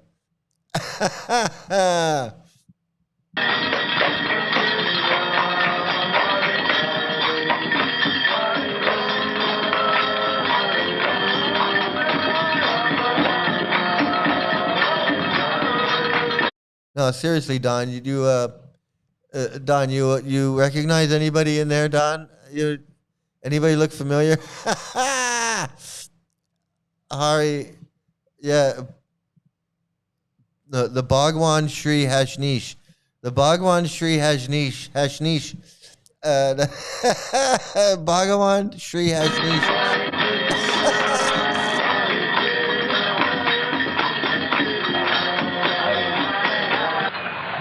I was wandering in the street and some of the boys saw me and gradually they came to me and actually I did not try anything for developing this institution. The boys did it. Yeah, you didn't do anything. You didn't do anything. You didn't write these books. You didn't scam that old lady out of a ticket on her boat. You got on a boat. You pretended to have 2 heart attacks. And then you ended up in Boston. You scammed that family in Pennsylvania. You scammed that family in Pennsylvania to let you live there. You were guru-paloozing in Pennsylvania. And then you scammed some doctor in Manhattan, let you live in his apartment for 6 months or whatever. You're trying to steal his students, trying to take his students away. Like, hey, if you want to come and give a Bhagavad Gita class, you know, I give a Bhagavad Gita class too. You did that. And then you ended up scamming down in New York, down in the Bowery. Yeah, you didn't do anything. You didn't do. He didn't do anything. Yeah, I know. You got some Rajneesh. You got some Rajneesh Hashnish. Some Bhagavan Shri Rajneesh Hashnish. Don's laughing. Oh yeah, Don. Yeah, anybody look familiar? Anybody look familiar there? Don's like, yeah, I know all those guys. I knew every one of them. Mr. Howard is in it. There's a foot fungus. You want some foot fungus smoothie right there? There it is. There you go. No, I'm good. They're taking these clients. Most of my students, they were under the spell of this LSD, but they are given up everything. They're simply living on this chapati and some fruits, and that's all. They don't eat meat, they don't want wine, they don't want cigarettes, they don't want tea, coffee, nothing. No, they want to be gurus. They want to be gurus. They want to be like you. They want to be gurus. There's a bunch of idiots, a bunch of hippies. Yeah, it's like they weren't even hippies yet. They were like beatniks that were turning into hippies. They were having some good rice. They were getting a cheap rice. They had some of the cheap good rice. Oh man. It's innocent. You know, it's you don't usually get to see a cult leader in action like in the beginning of their cult. It's like it's rare. It's like cult leader in his natural habitat of brainwashing his students. I mean, this is how he did it. He gave them food. He gave them some food. He put them to work. He gave them a place to sleep. Meal is composed of rice and this soup, which we call dal. Oh, there he is.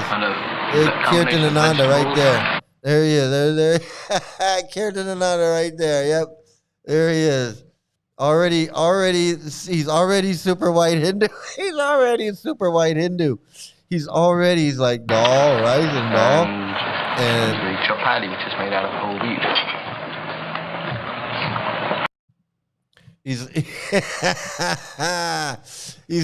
He's known Prabhupada for like 6 months. He's already super white Hindu. He's like, I got this. He's like, I got this down already. I already know what I'm doing. He's got the good rice, man. It is so ridiculous. So ridiculous. What's this one? What's this video?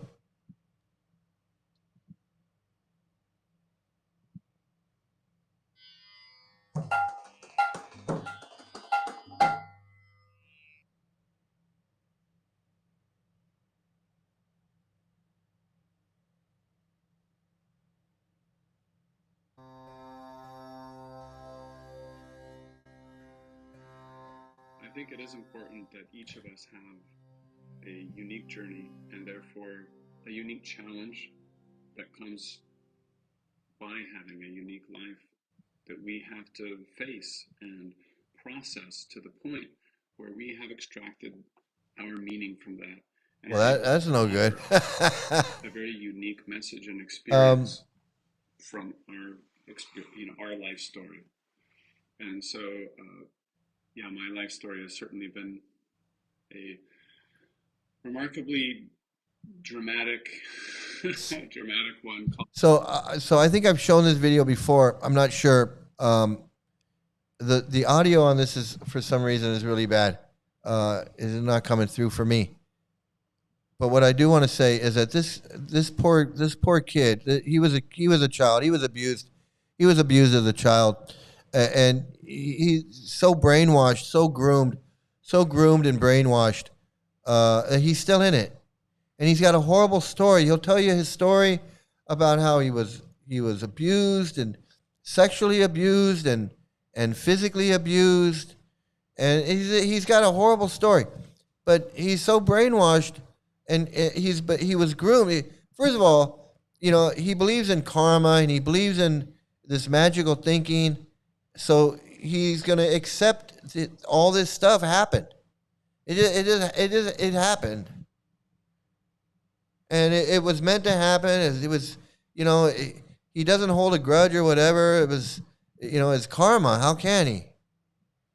And I feel sorry for him. He's a victim. He's not. I don't know if he's gotten therapy, if he's gotten help. I would imagine he hasn't, because if he did get therapy, he wouldn't be in the cult and promoting it.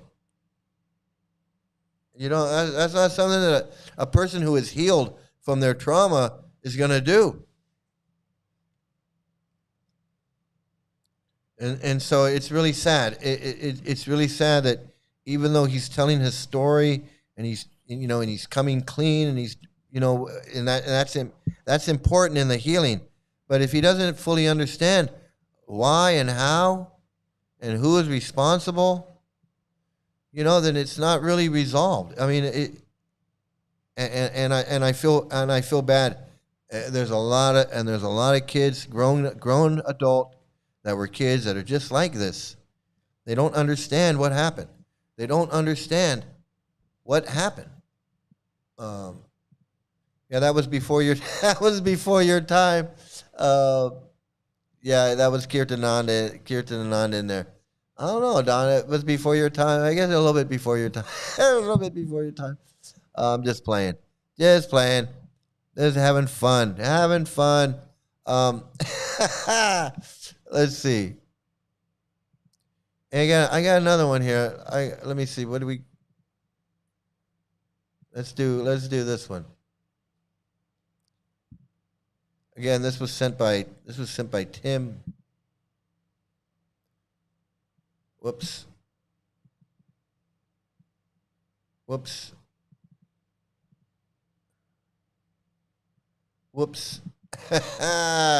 going on with my computer? Things have gotten pretty expensive lately, and I need to generate some additional income. I stumbled upon data annotation, and I took the initial qualification. Hold on, everybody. Did the application? Yes. So, how do you pass the movement down from generation to generation, and how do you sustain it? Well, parents have to teach their children. That's the easy answer. How do we sustain it? It's like a plane. You have to reach a certain velocity or it doesn't fly. The biggest problem we find with the kids of ISKCON is like a plane. If it doesn't reach a certain velocity, it won't fly. The fuck does that mean? He's asking about the children. I guess this guy's just too smart. He went to Harvard. He got so smart that he doesn't make sense anymore. I'm lost on the whole thing. Devotees, the young people, is that when you're a certain age, like what the young people are focused on is success. You want to be cool. You want to be hip. You want to be successful. You want to be respected. That becomes like a major obsession. And so, and I've had many of the most senior Prabhupada disciples in America tell this to me. I've had some of the most important leaders in North America tell me, if we would have had Krishna West back then, I would have saved my son. My son would still be in the Hare Krishna movement. So, I mean, of course, some children of devotees are just such great souls that they just sort of don't, they just... It's like, how can we groom our children? How can we groom our children better? Because we're not grooming them better. They're not staying in it. They're leaving. As soon as they grow up, they start thinking for themselves, they leave because it's bullshit. So how do we groom them better? How can we groom them better without putting them in the Gurukula? Because if we put them in the Gurukula, then they're going to get brainwashed. 100%. Well, that's the best way of brainwashing them, is putting them in the Gurukula. Not all the kids in the Gurukula are gonna stay. It's not guaranteed, but if that's the best way to brainwash these kids, is to isolate them in the Gurukula. That's just it. Yeah, I know, saved. Fucking sick Nazi shit. I could have saved my kid. Your kid didn't want to be a Hare Krishna. Just like this Radhe. She doesn't want to be in Gora Hari's cult. These kids don't want to do it. Like my daughter. My daughter was like 13. She's like, Dad, I don't want to do this anymore.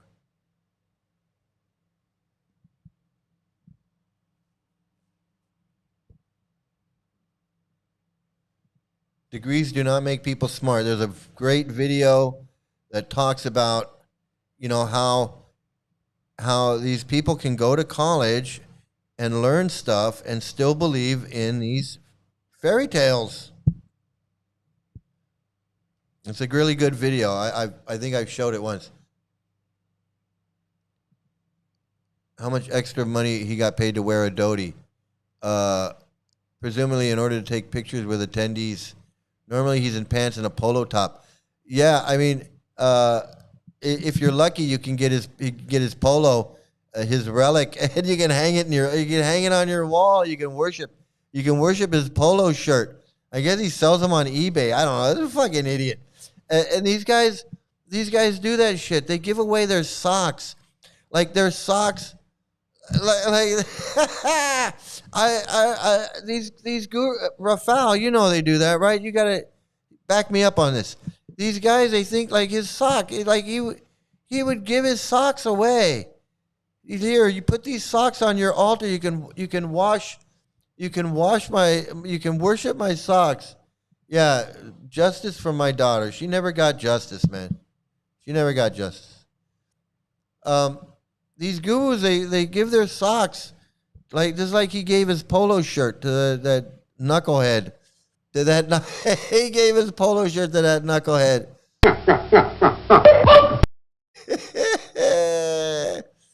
Don, you know these gurus give away their socks. You know these gurus give away their they give away their socks. That's so funny. They think they're so important. You got to be deluded. You got to believe. Look. How deluded you got to be that you give your socks to somebody and you tell them, "Here, worship my socks. You're going to get love of God. You're going to get mercy. You're going to get the mercy of Gorni Tai and Radharani, and you're going to get the mercy of the Six Goswamis. Just worship my socks." How fucking insane. How fucking deluded you got to be. All items, I know. Especially the socks. They're touching his feet all the time. They got his foot fungus. I mean, you could squeeze out a friggin' smoothie. You can squeeze out a smoothie out of his sock. I got sock smoothie.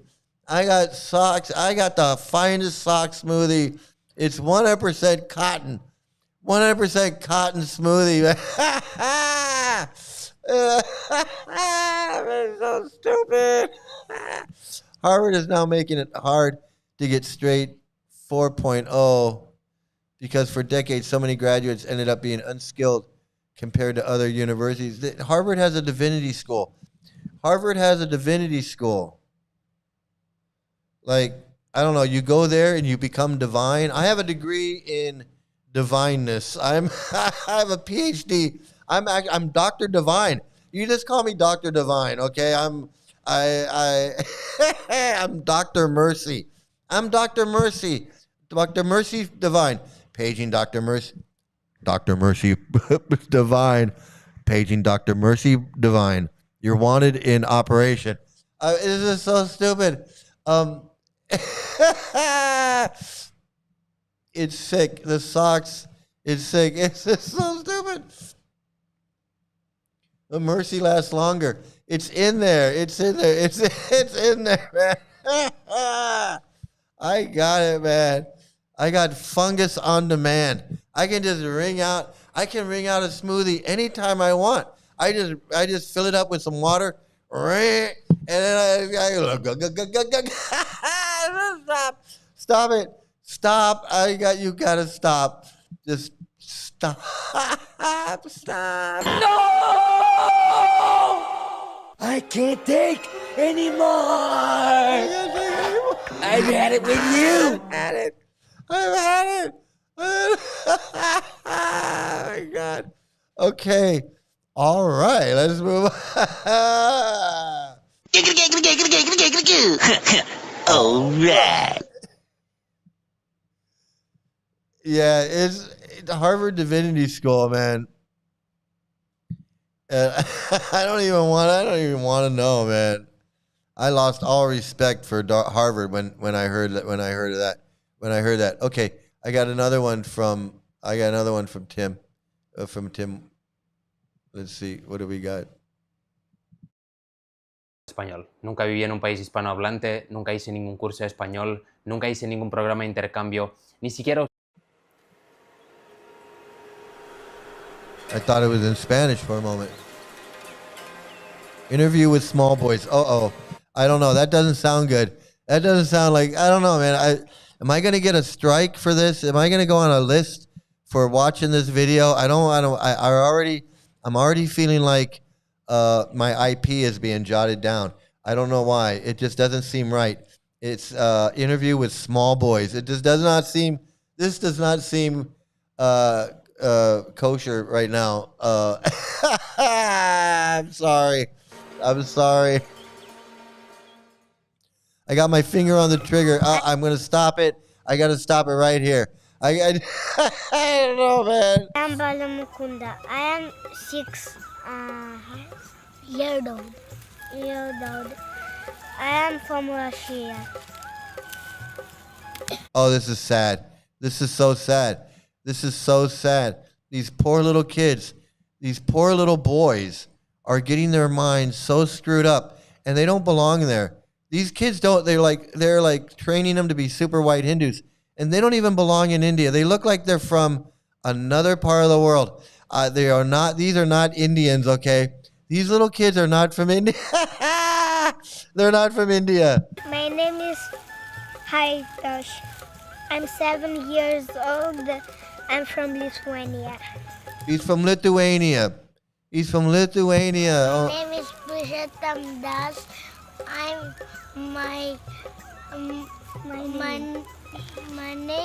My age is 6 years old. I'm from China. No, Malapura in China. I am Vamana. I'm 7 years old, and I'm from Germany. Okay, so these little kids, for being 6 and 7 years old, they should be able to talk a little bit better. I mean, I understand they're nervous. They're probably being told what to do. Sit right here, say this, say that, wait for the camera. No, stop, do it again. But they seem developmentally, they seem a little bit younger than their physical age. And that's just my uneducated, totally off the wall reaction to this video. That's my reaction. That's what I do. This is so sad. This is so sad. It is so sad. So sad. For 6 years old, they have problems to articulate better. That's what I'm saying. I agree with you.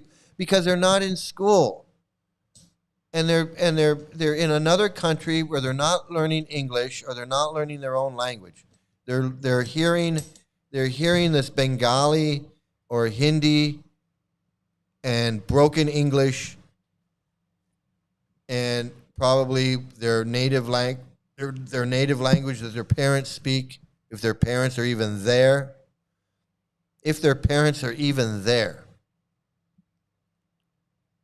And so now they're trying to learn. They're probably teaching them Sanskrit in school. They're probably trying to teach them English in school, English and Sanskrit. And then you know, the one guy's Lithuanian, one guy's Chinese, one guy's from Germany. This is not something that you should be put. I mean, you show this to any child development expert, and he's going to go, what's going on with these kids? Why did you kidnap these kids and stick them in a hut in India? Like, who's doing this? Who's kidnapping these kids and sticking them in this? You know, that's what you show this. That's what they say. They go, who's responsible? Who's responsible for this? I want to know. I'm calling the authorities. I know, no love. They're getting no love. They're getting no love, no parental love. No mom and dad. You're 6 and 7 years old. You want your mom and dad. Your mom and dad are everything. They're your security. They're your comfort. They're your defense mechanism. They're your protection. They're your knowledge. They're where you go for everything. And they have none of that. They're at the mercy of stranger. If they're in the school, they're at the mercy of these big friggin' monsters that are yelling at them and threatening them. I know what it's like. That's why these kids can't talk. They're freaking scared shitless. This is disgusting.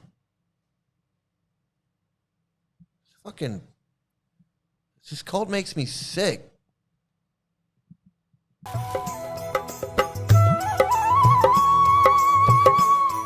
I don't like it. I want to go home. I want to go home. I want to see my mom and dad.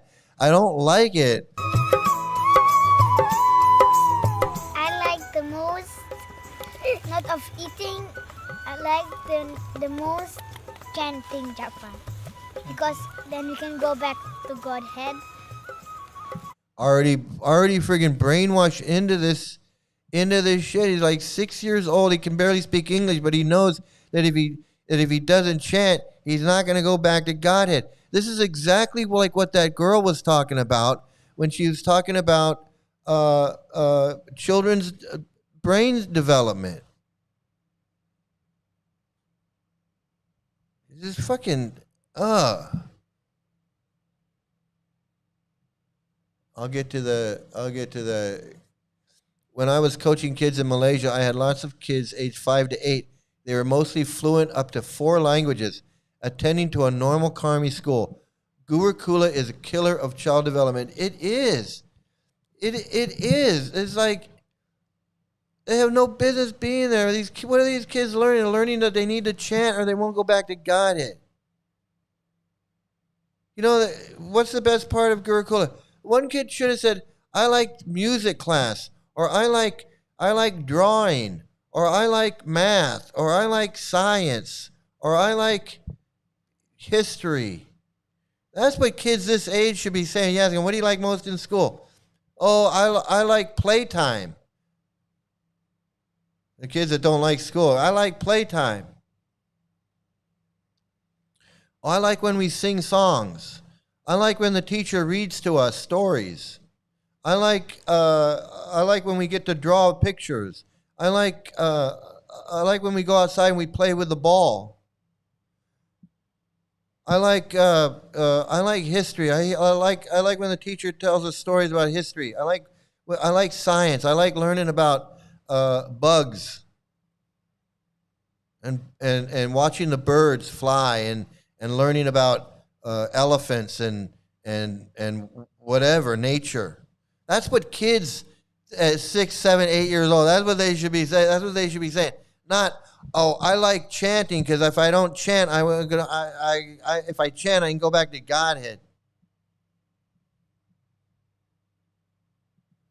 Next year, those kids are going to be child labor slaves. They already are. They already got them sweeping. The other video I showed, these little kids, they're like, this is what we do when we get up. We got to clean, and then we got to cook, and then we got to clean the shower, and we got to sweep. And they're little kids like this, and doing all these chores.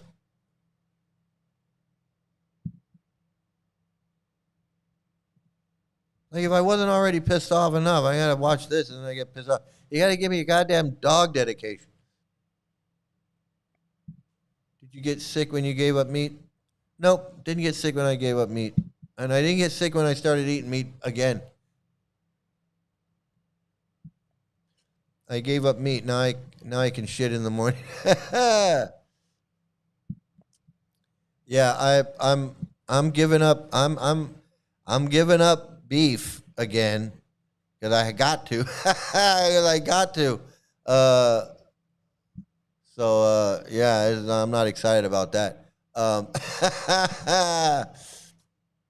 No shit. Exactly. Those kids are working. They're already working. These little kids. All right, let me see. I don't even want to. I kind of want to watch a little bit more, but I kind of don't. Because I know it's going to be more of the same shit. It's going to just piss me off.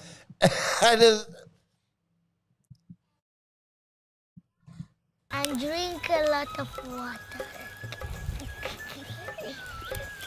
I like the most in Gurukul chanting japa. Why?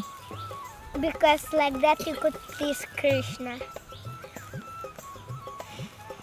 I like the most in Gurukul chant japa. So they know They know they got to say chanting japa. Every single one of them said they like to chant japa. So obviously they were told, when we ask you what you like most, you got to say you like chanting japa. I mean, I mean, it's pretty obvious. It's pretty obvious. So fucking hostage video. It's like little 6-year-old kids making a hostage video. Okay, I think we're gonna do. I think I'm gonna do one more. Depending on how I feel, maybe I'll do 2 more. Let me see. What is this?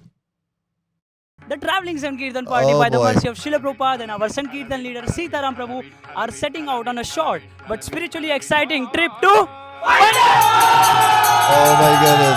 How exciting. Join us in this beautiful journey of spreading. Doesn't that look like so much fun? Doesn't that look so exciting? Get on a bus with these guys and drive across India in a bus like this. Oh my goodness. Oh, I can just imagine The holy name and experiencing the divine mercy of Lord Vithala. Your presence, prayers and support means everything to us. With hearts full of enthusiasm, we have loaded our bus with transcendental books, musical instruments for Harinam Sankirtan, and kitchen items to continue our seva on the way. So let's make this unforgettable by chanting. if you don't say japa, you don't get breakfast. If you don't say that you like to chant japa, you don't get breakfast today. Yeah, and you have to clean out the latrine. You have to clean out the latrine, man. You know, nobody wants to do that. Oh man, it's so sad. It's so sad. Hare Krishna, Hare Krishna, Krishna Krishna, Hare Hare, Hare Ram, Ram Ram, Hare Hare. So deluded, so deluded, so delusional. Just it's okay. I'm gonna do some more because this is pretty fun.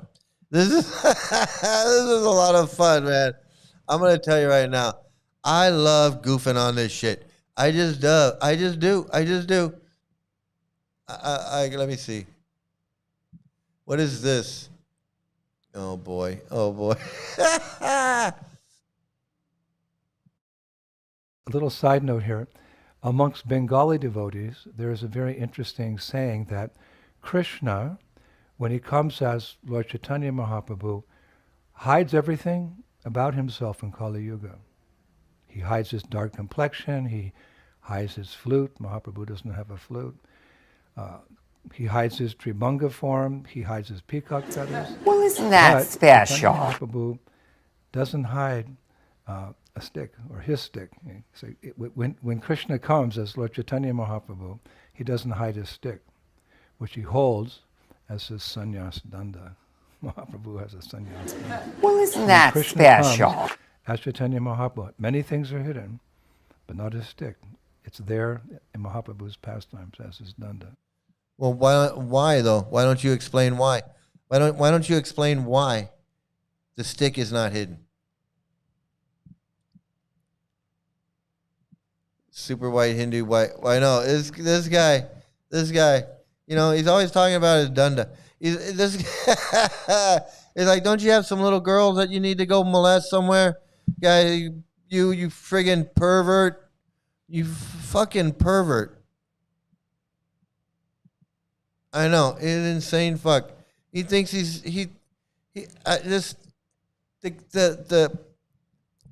okay, look, I used to think that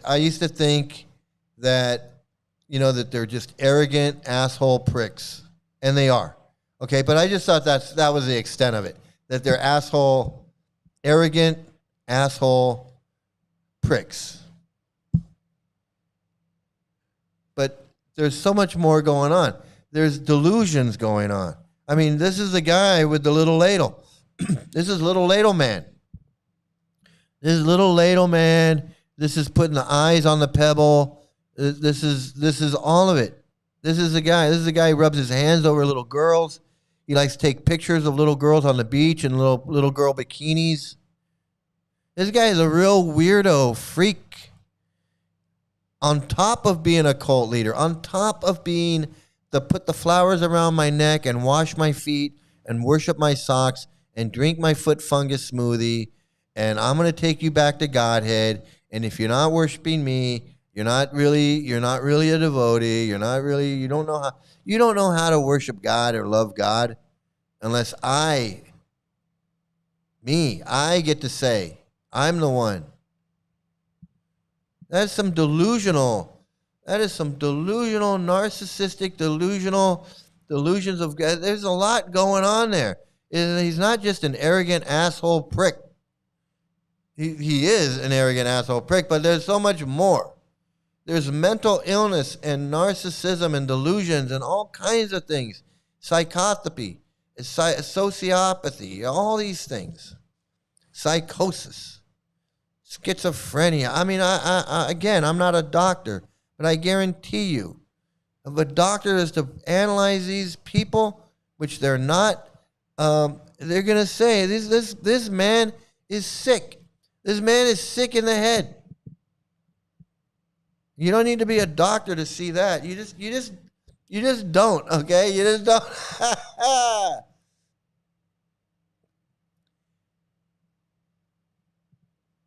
He hides everything and crosses-dresses as a woman. Fooled me. Fooled me too, man. Hey, that's a new one on me.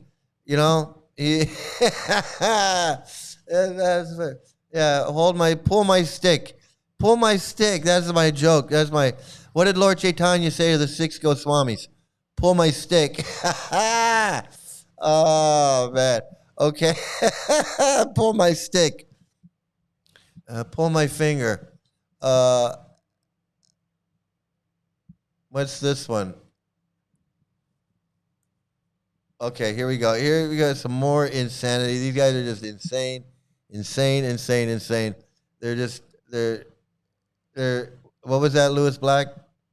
If you see somebody who's crazy and you don't realize they're crazy, then you're fucking crazy. You're fucking crazy?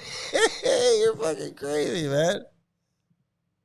My wife called me lazy because I never do the things I say I'll do. I thought it was depression. Yeah, you're lazy. Sounds like you're lazy to me. Złość się na swoją karmę. Także przyjmijmy go wielkimi bramami. Chandra Shekhar Das. Don't get angry at your karma. Don't get angry at your karma. Just accept it. Accept all the bad shit that happens to you and just accept it. Fake it till you pull the finger. pull my woody. Pull my stick. Pull my stick, will you? Look at this. Dzień dobry. So this guy. Dzień dobry, ale to jest chyba wszystko, co on potrafi po polsku. Last Sunday, I got robbed of my golden necklace in Berlin. Ostatniej niedzieli, kiedy byłem w Berlinie, ukradziono mi tam mój złoty łańcuch. I was taking a morning meditation walk with my friend in one of the parks. I byliśmy w parku, przechadzaliśmy się tam, mieliśmy taki swój medytacyjny spacer. And one thief who was drunk and was in a wrong consciousness came up to us and said, "Oh, how are you? Where are you from?" and started being really nice to us. I pojawił się tam pewien pan, który był pod wpływem alkoholu, nie wyglądał za fajnie, podszedł do nas i tak chciał się z nami zakumplować, zaczął nas pytać, jak się macie. When I wasn't looking, he punched me in the chest and ripped my golden necklace off my neck and ran off. I kiedy tak byłem taki lekko rozkojarzony, zacząłem się rozglądać, on nagle nieoczekiwanie uderzył mnie z pięści w klatkę piersiową i zerwał mi właśnie ten naszyjnik i uciekł. I ran after him and I slipped and I pulled my Achilles tendon really bad. I postanowiłam go dogonić. Zacząłem za nim biec, ale przewróciłem się i tak tutaj naruszyłem moje ścięgno Achillesa. So not only did I lose about 500 euros, but I also that's what damaged my foot, and I had to have crutches until yesterday. I nie tylko straciłem mój naszyjnik, który był dość sporo wart, bo myślę, że około 500 euro, ale również zraniłem swoją kostkę. I was so angry at him. I byłem tak strasznie wściekły na niego. But then I said to myself, don't be angry at this guy. He is just an instrument of your karma. I wtedy, kiedy przemyślałem sobie to głębiej, stwierdziłem, unhappiness because of somebody. Okay, I was enjoying listening to him getting his thing stolen and getting punched in the chest, and I like that story. It was good. It was the guy's a jerk, man. He's a racist. This guy is so racist. The guy's racist. He's sexist. He promotes this pedophilia and this child marriage. He's the guy that I contacted. He contacted me, and I mentioned about child marriage, and he went off on the child marriage crap. That's this guy. So it seems like he doesn't have enough sense to know that don't wear your gold necklace out and where you're vulnerable and get stolen. Who are you trying to impress with a 500 euro gold necklace? Are you attached to that gold and all of that shit? Why are you wearing gold? Yeah, I know. What is it? But I don't know. It sounds like Russian kind of. It sounds like a kind of a weird Russian sounding stuff. Not really Russian, but it's definitely got a Russian kind of sound. Why is a devotee wearing gold? Yeah, why are you wearing 500 euro gold necklace? And why are you being so careless with it? That's what I say. That was Krishna's gold necklace. You just let somebody steal Krishna's gold necklace off of you? And then you chased after him and you pulled it. I don't believe that shit. I don't believe that you chased after him. I don't believe you're that tough. I don't believe that somebody punched you in the chest, stole your necklace, and you ran after him. No, I don't believe you ran after him. I don't believe it. I don't believe it. I'm sorry. Krishna appeared to him, punched him in the chest, took his necklace. Krishna takes everything from you. Krishna takes everything. So he took your necklace. He took your necklace, man. You're an idiot. Why would you do that? It's stupid. This is so stupid. It's so stupid. I don't want to hear any more of this guy, but I'm gonna go ahead and do another one. I mean, that was good. That was fun. I like that one. Let's see.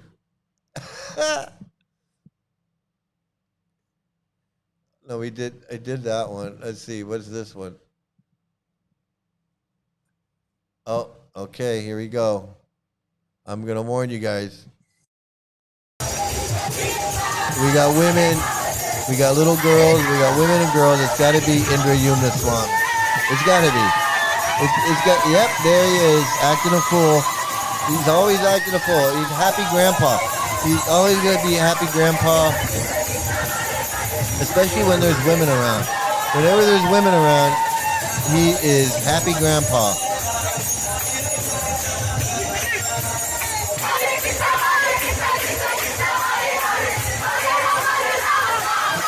And they just eat that shit up. They eat that shit up. This brainwashing. They just eat this shit up. But you know what gets me though? You know what makes me laugh is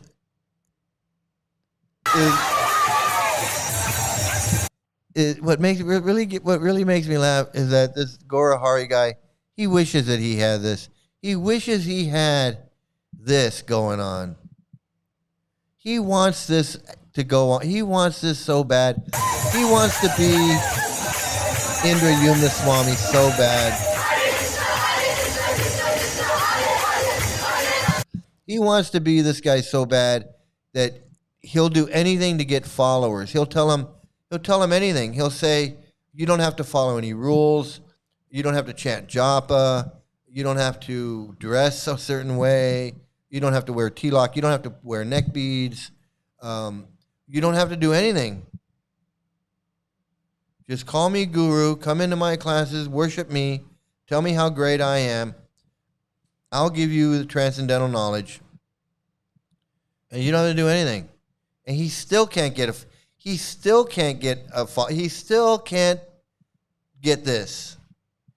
can't do it.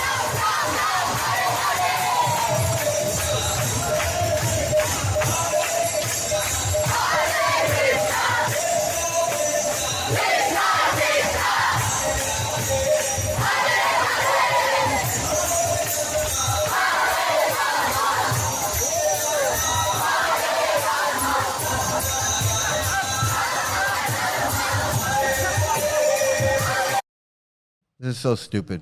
This is so stupid. I agree. This is exactly what it is. That's how I feel. That's exactly how I feel. And that's exactly how I feel, man. Take my wife, please. Take my wife, please.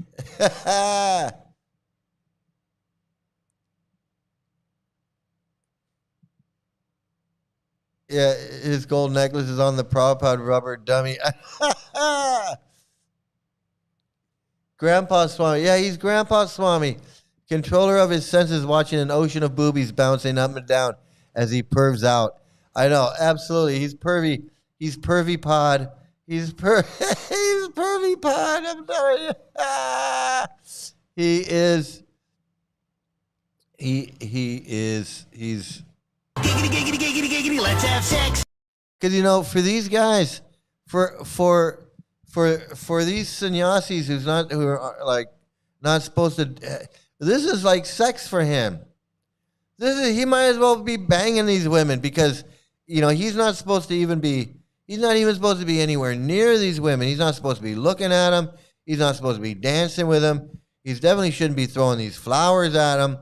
He shouldn't be doing all of this. He should be, you know, in all honesty, according to their teachings, according to their books, according to their tradition, he should not be doing this. This is wrong for him to be doing this. But, you know,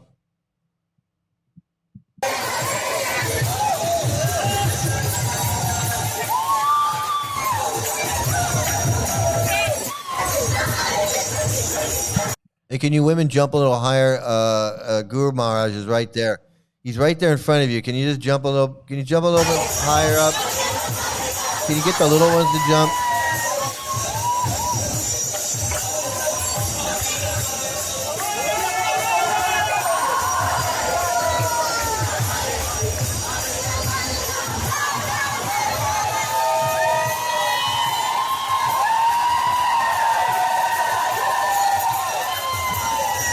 So, like, yeah, this is another video that should be sent to that doctor and have him look at this guy.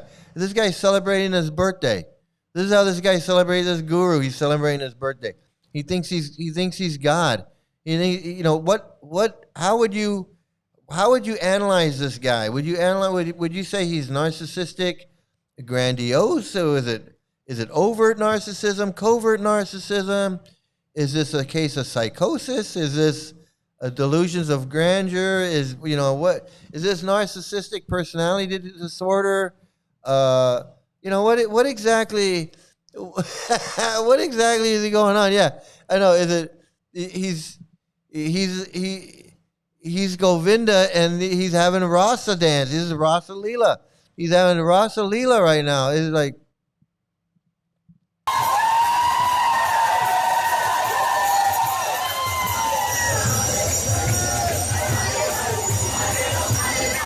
and the women, you know, what's weird is the women are screaming like it's Justin Bieber or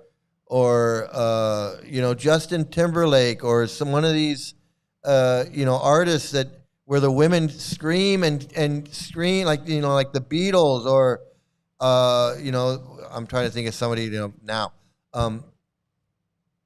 like Kendrick Lamar or somebody who's that guy I'm trying to think? Bad Bunny or somebody. You'd think it was some rock star or some hip hop artist or some rapper. These women are going nuts. They're screaming and yelling like they're having a sexual response.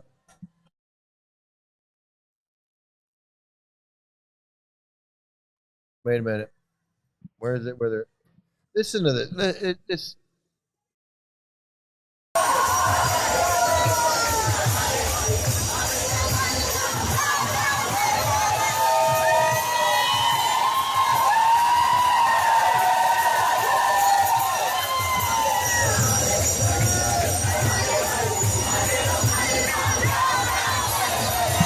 And you know, and yeah, I know Rafael knows, and yeah, it's all of the delusions and madness. It's all of it. It's all of it wrapped up into one big birthday cake right there. It's all, it's all of it right there. You know, and and these women are yelling and screaming, and he is just eating it up, and you can't tell me that shit doesn't go to your head. That shit doesn't go to your head. He's got it. He believes this shit. He believes he deserves it. He believes he deserves every bit of that cake. He deserves all the fireworks. He deserves all the yelling and screaming. He deserves it all. You know why he deserves it? Because he's got his little ladle and he's got his little rocks and he's got a little face that he puts on his little pebbles and he washes them with his little ladle and he's got his little. He's got a little flame, and he does a little thing, and that's it. And he believes this shit. He's got to believe it. I mean, he can't stand there like this. No, I can't.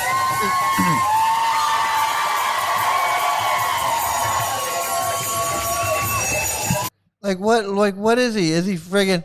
What is he doing? Is he like he's? Is this so? Is this so? Yeah, I know. It's so over the top. Don, smack me. Wake me up, man. Just reach through the screen and just slap me across the face because I can't take it. It's too much. It's just too much. No! I can't take anymore. I've had it with you. I can't take it anymore, man. I mean, look at these girls down here in the corner, down here on the right hand. Now, look at the look on their faces. You would think that they were seeing their favorite rock star, or their favorite movie star, or their favorite whatever, and he's standing there holding these sparklers, holding them up like he's you know like he's Hercules or he's Odysseus or he's some Greek god holding up some kind of thing, and he's you know and like it's the Olympic torch, like it's the ode to man or whatever, like he's like dun da da da dun dun dun dun dun dun dun, like it's the Olympics or something, and he's lighting the flame, the Olympic flame or something. It's fucking stupid. Like yeah, absolutely. Look, you know, Don, you're absolutely right. You got a bunch of, on the left side of the screen, you got a bunch of eligible men dressed in white. They want to get married, and on the left side. On the right side of the screen, you got a bunch of eligible women on the right side that could find a husband over there. But no, that's not. They're too busy just fawning over this old man who they think is like I don't know what, and these guys over here think women are evil and Maya. It is such a fucking brain.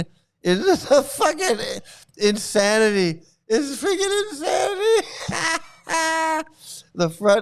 The front row is always the youngest. It's always. But look at them. They're so. It's a potent sex symbol. Cano chicks are excited. It is. It's doing its thing right there, and it's like It's we're doing it. We're doing it, man. We're denying them our essence, man. I do not avoid women, Mandrake. Yeah, but I do deny them my essence. I can dance. Boom, boom, boom, boom. You sing it with me, and then you'll know. Boom, boom, boom. Yay! The face of these women, even the guys over here, it's just, it is over. It's so cultish. It is so cultish. It is so cultish, man. It is beyond the pale. It is beyond the pale. I don't know whether to do another one or go out on this high note. This is a really high note. I mean,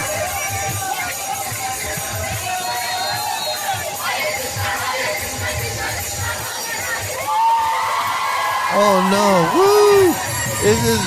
This is some friggin' L. Ron Hubbard Xenu shit. I'm telling you, this is from the boom boom boom. I'm telling you, has the whole world got crazy? The whole world gone crazy! Am I the only one around here who gives a shit about the rules? Oh my god! Oh my god! That's insanity! That's insanity!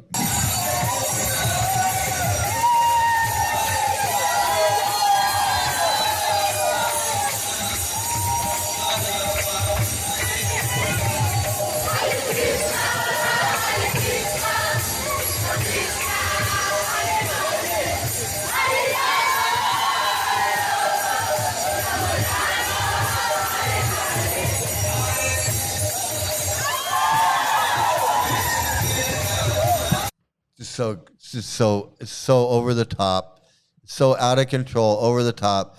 This guy is drinking the Kool-Aid. They've drunk the Kool-Aid.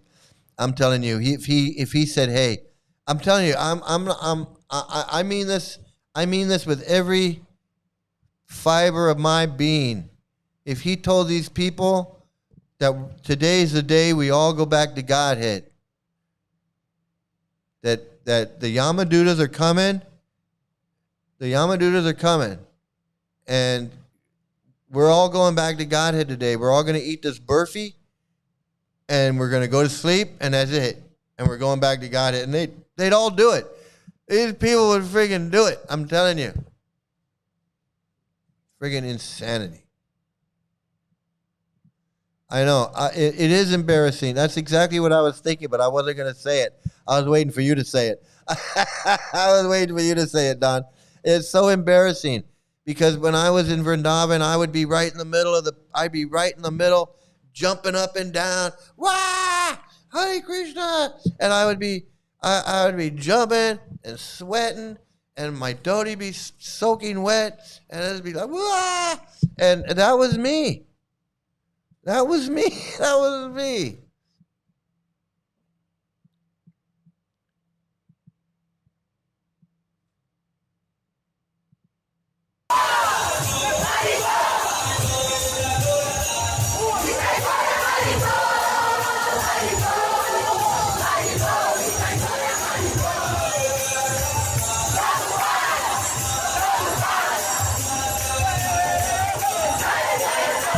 Yeah, I was like this guy. I was one of these guys over here with my one arm up.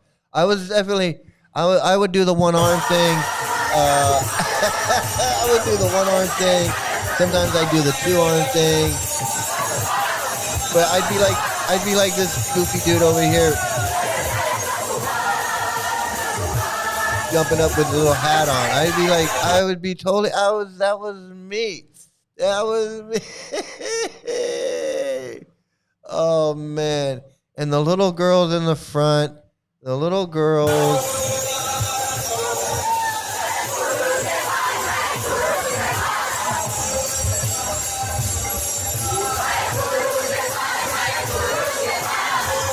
That's so sad. It's so sad. So sad to see. It's so sad to see people is trapped in this cult. You know, I'm serious. So sad to see these people wasting their lives. It's sad to see these children in there wasting their, being groomed to waste their lives, to see those little kids talking, being interviewed.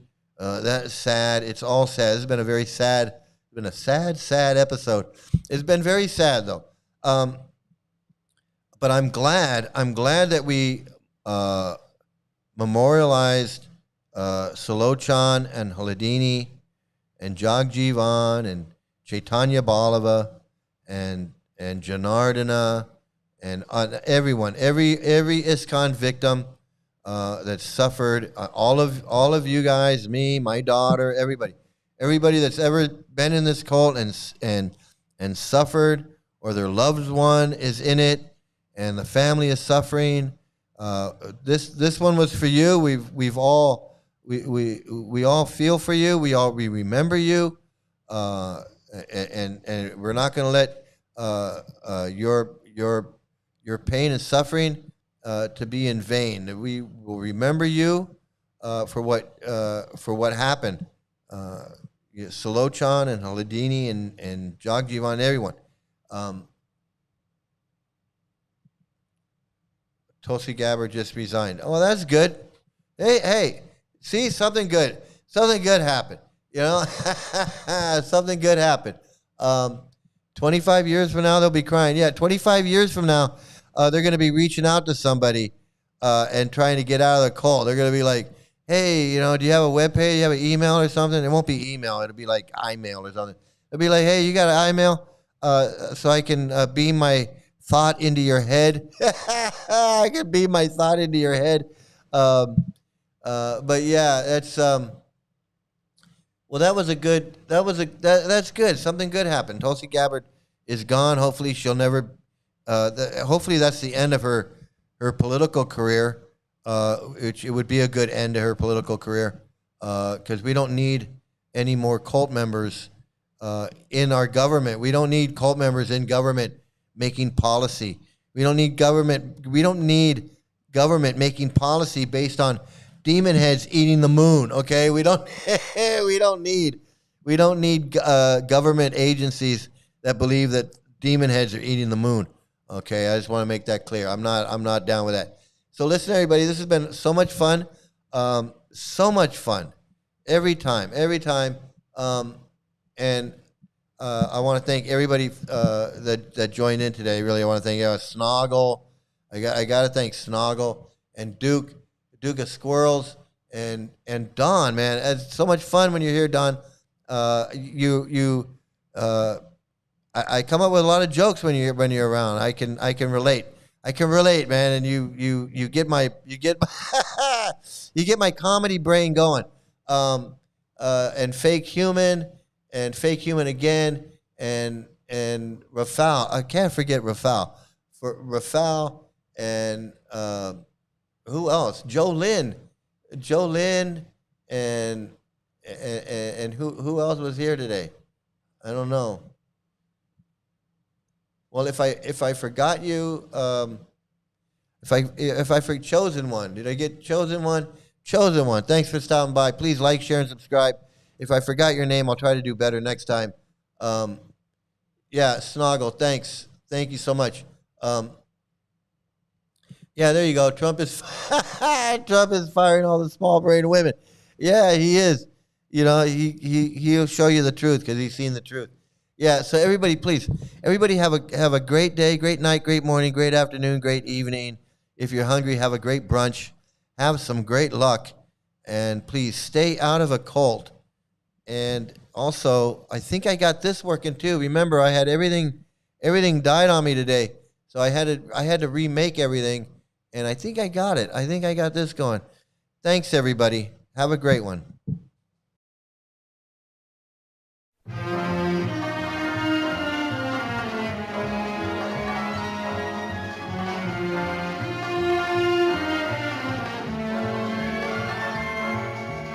Just walk away. There has been too much violence, too much pain. Just walk away, and there will be an end to the horror. Just walk away.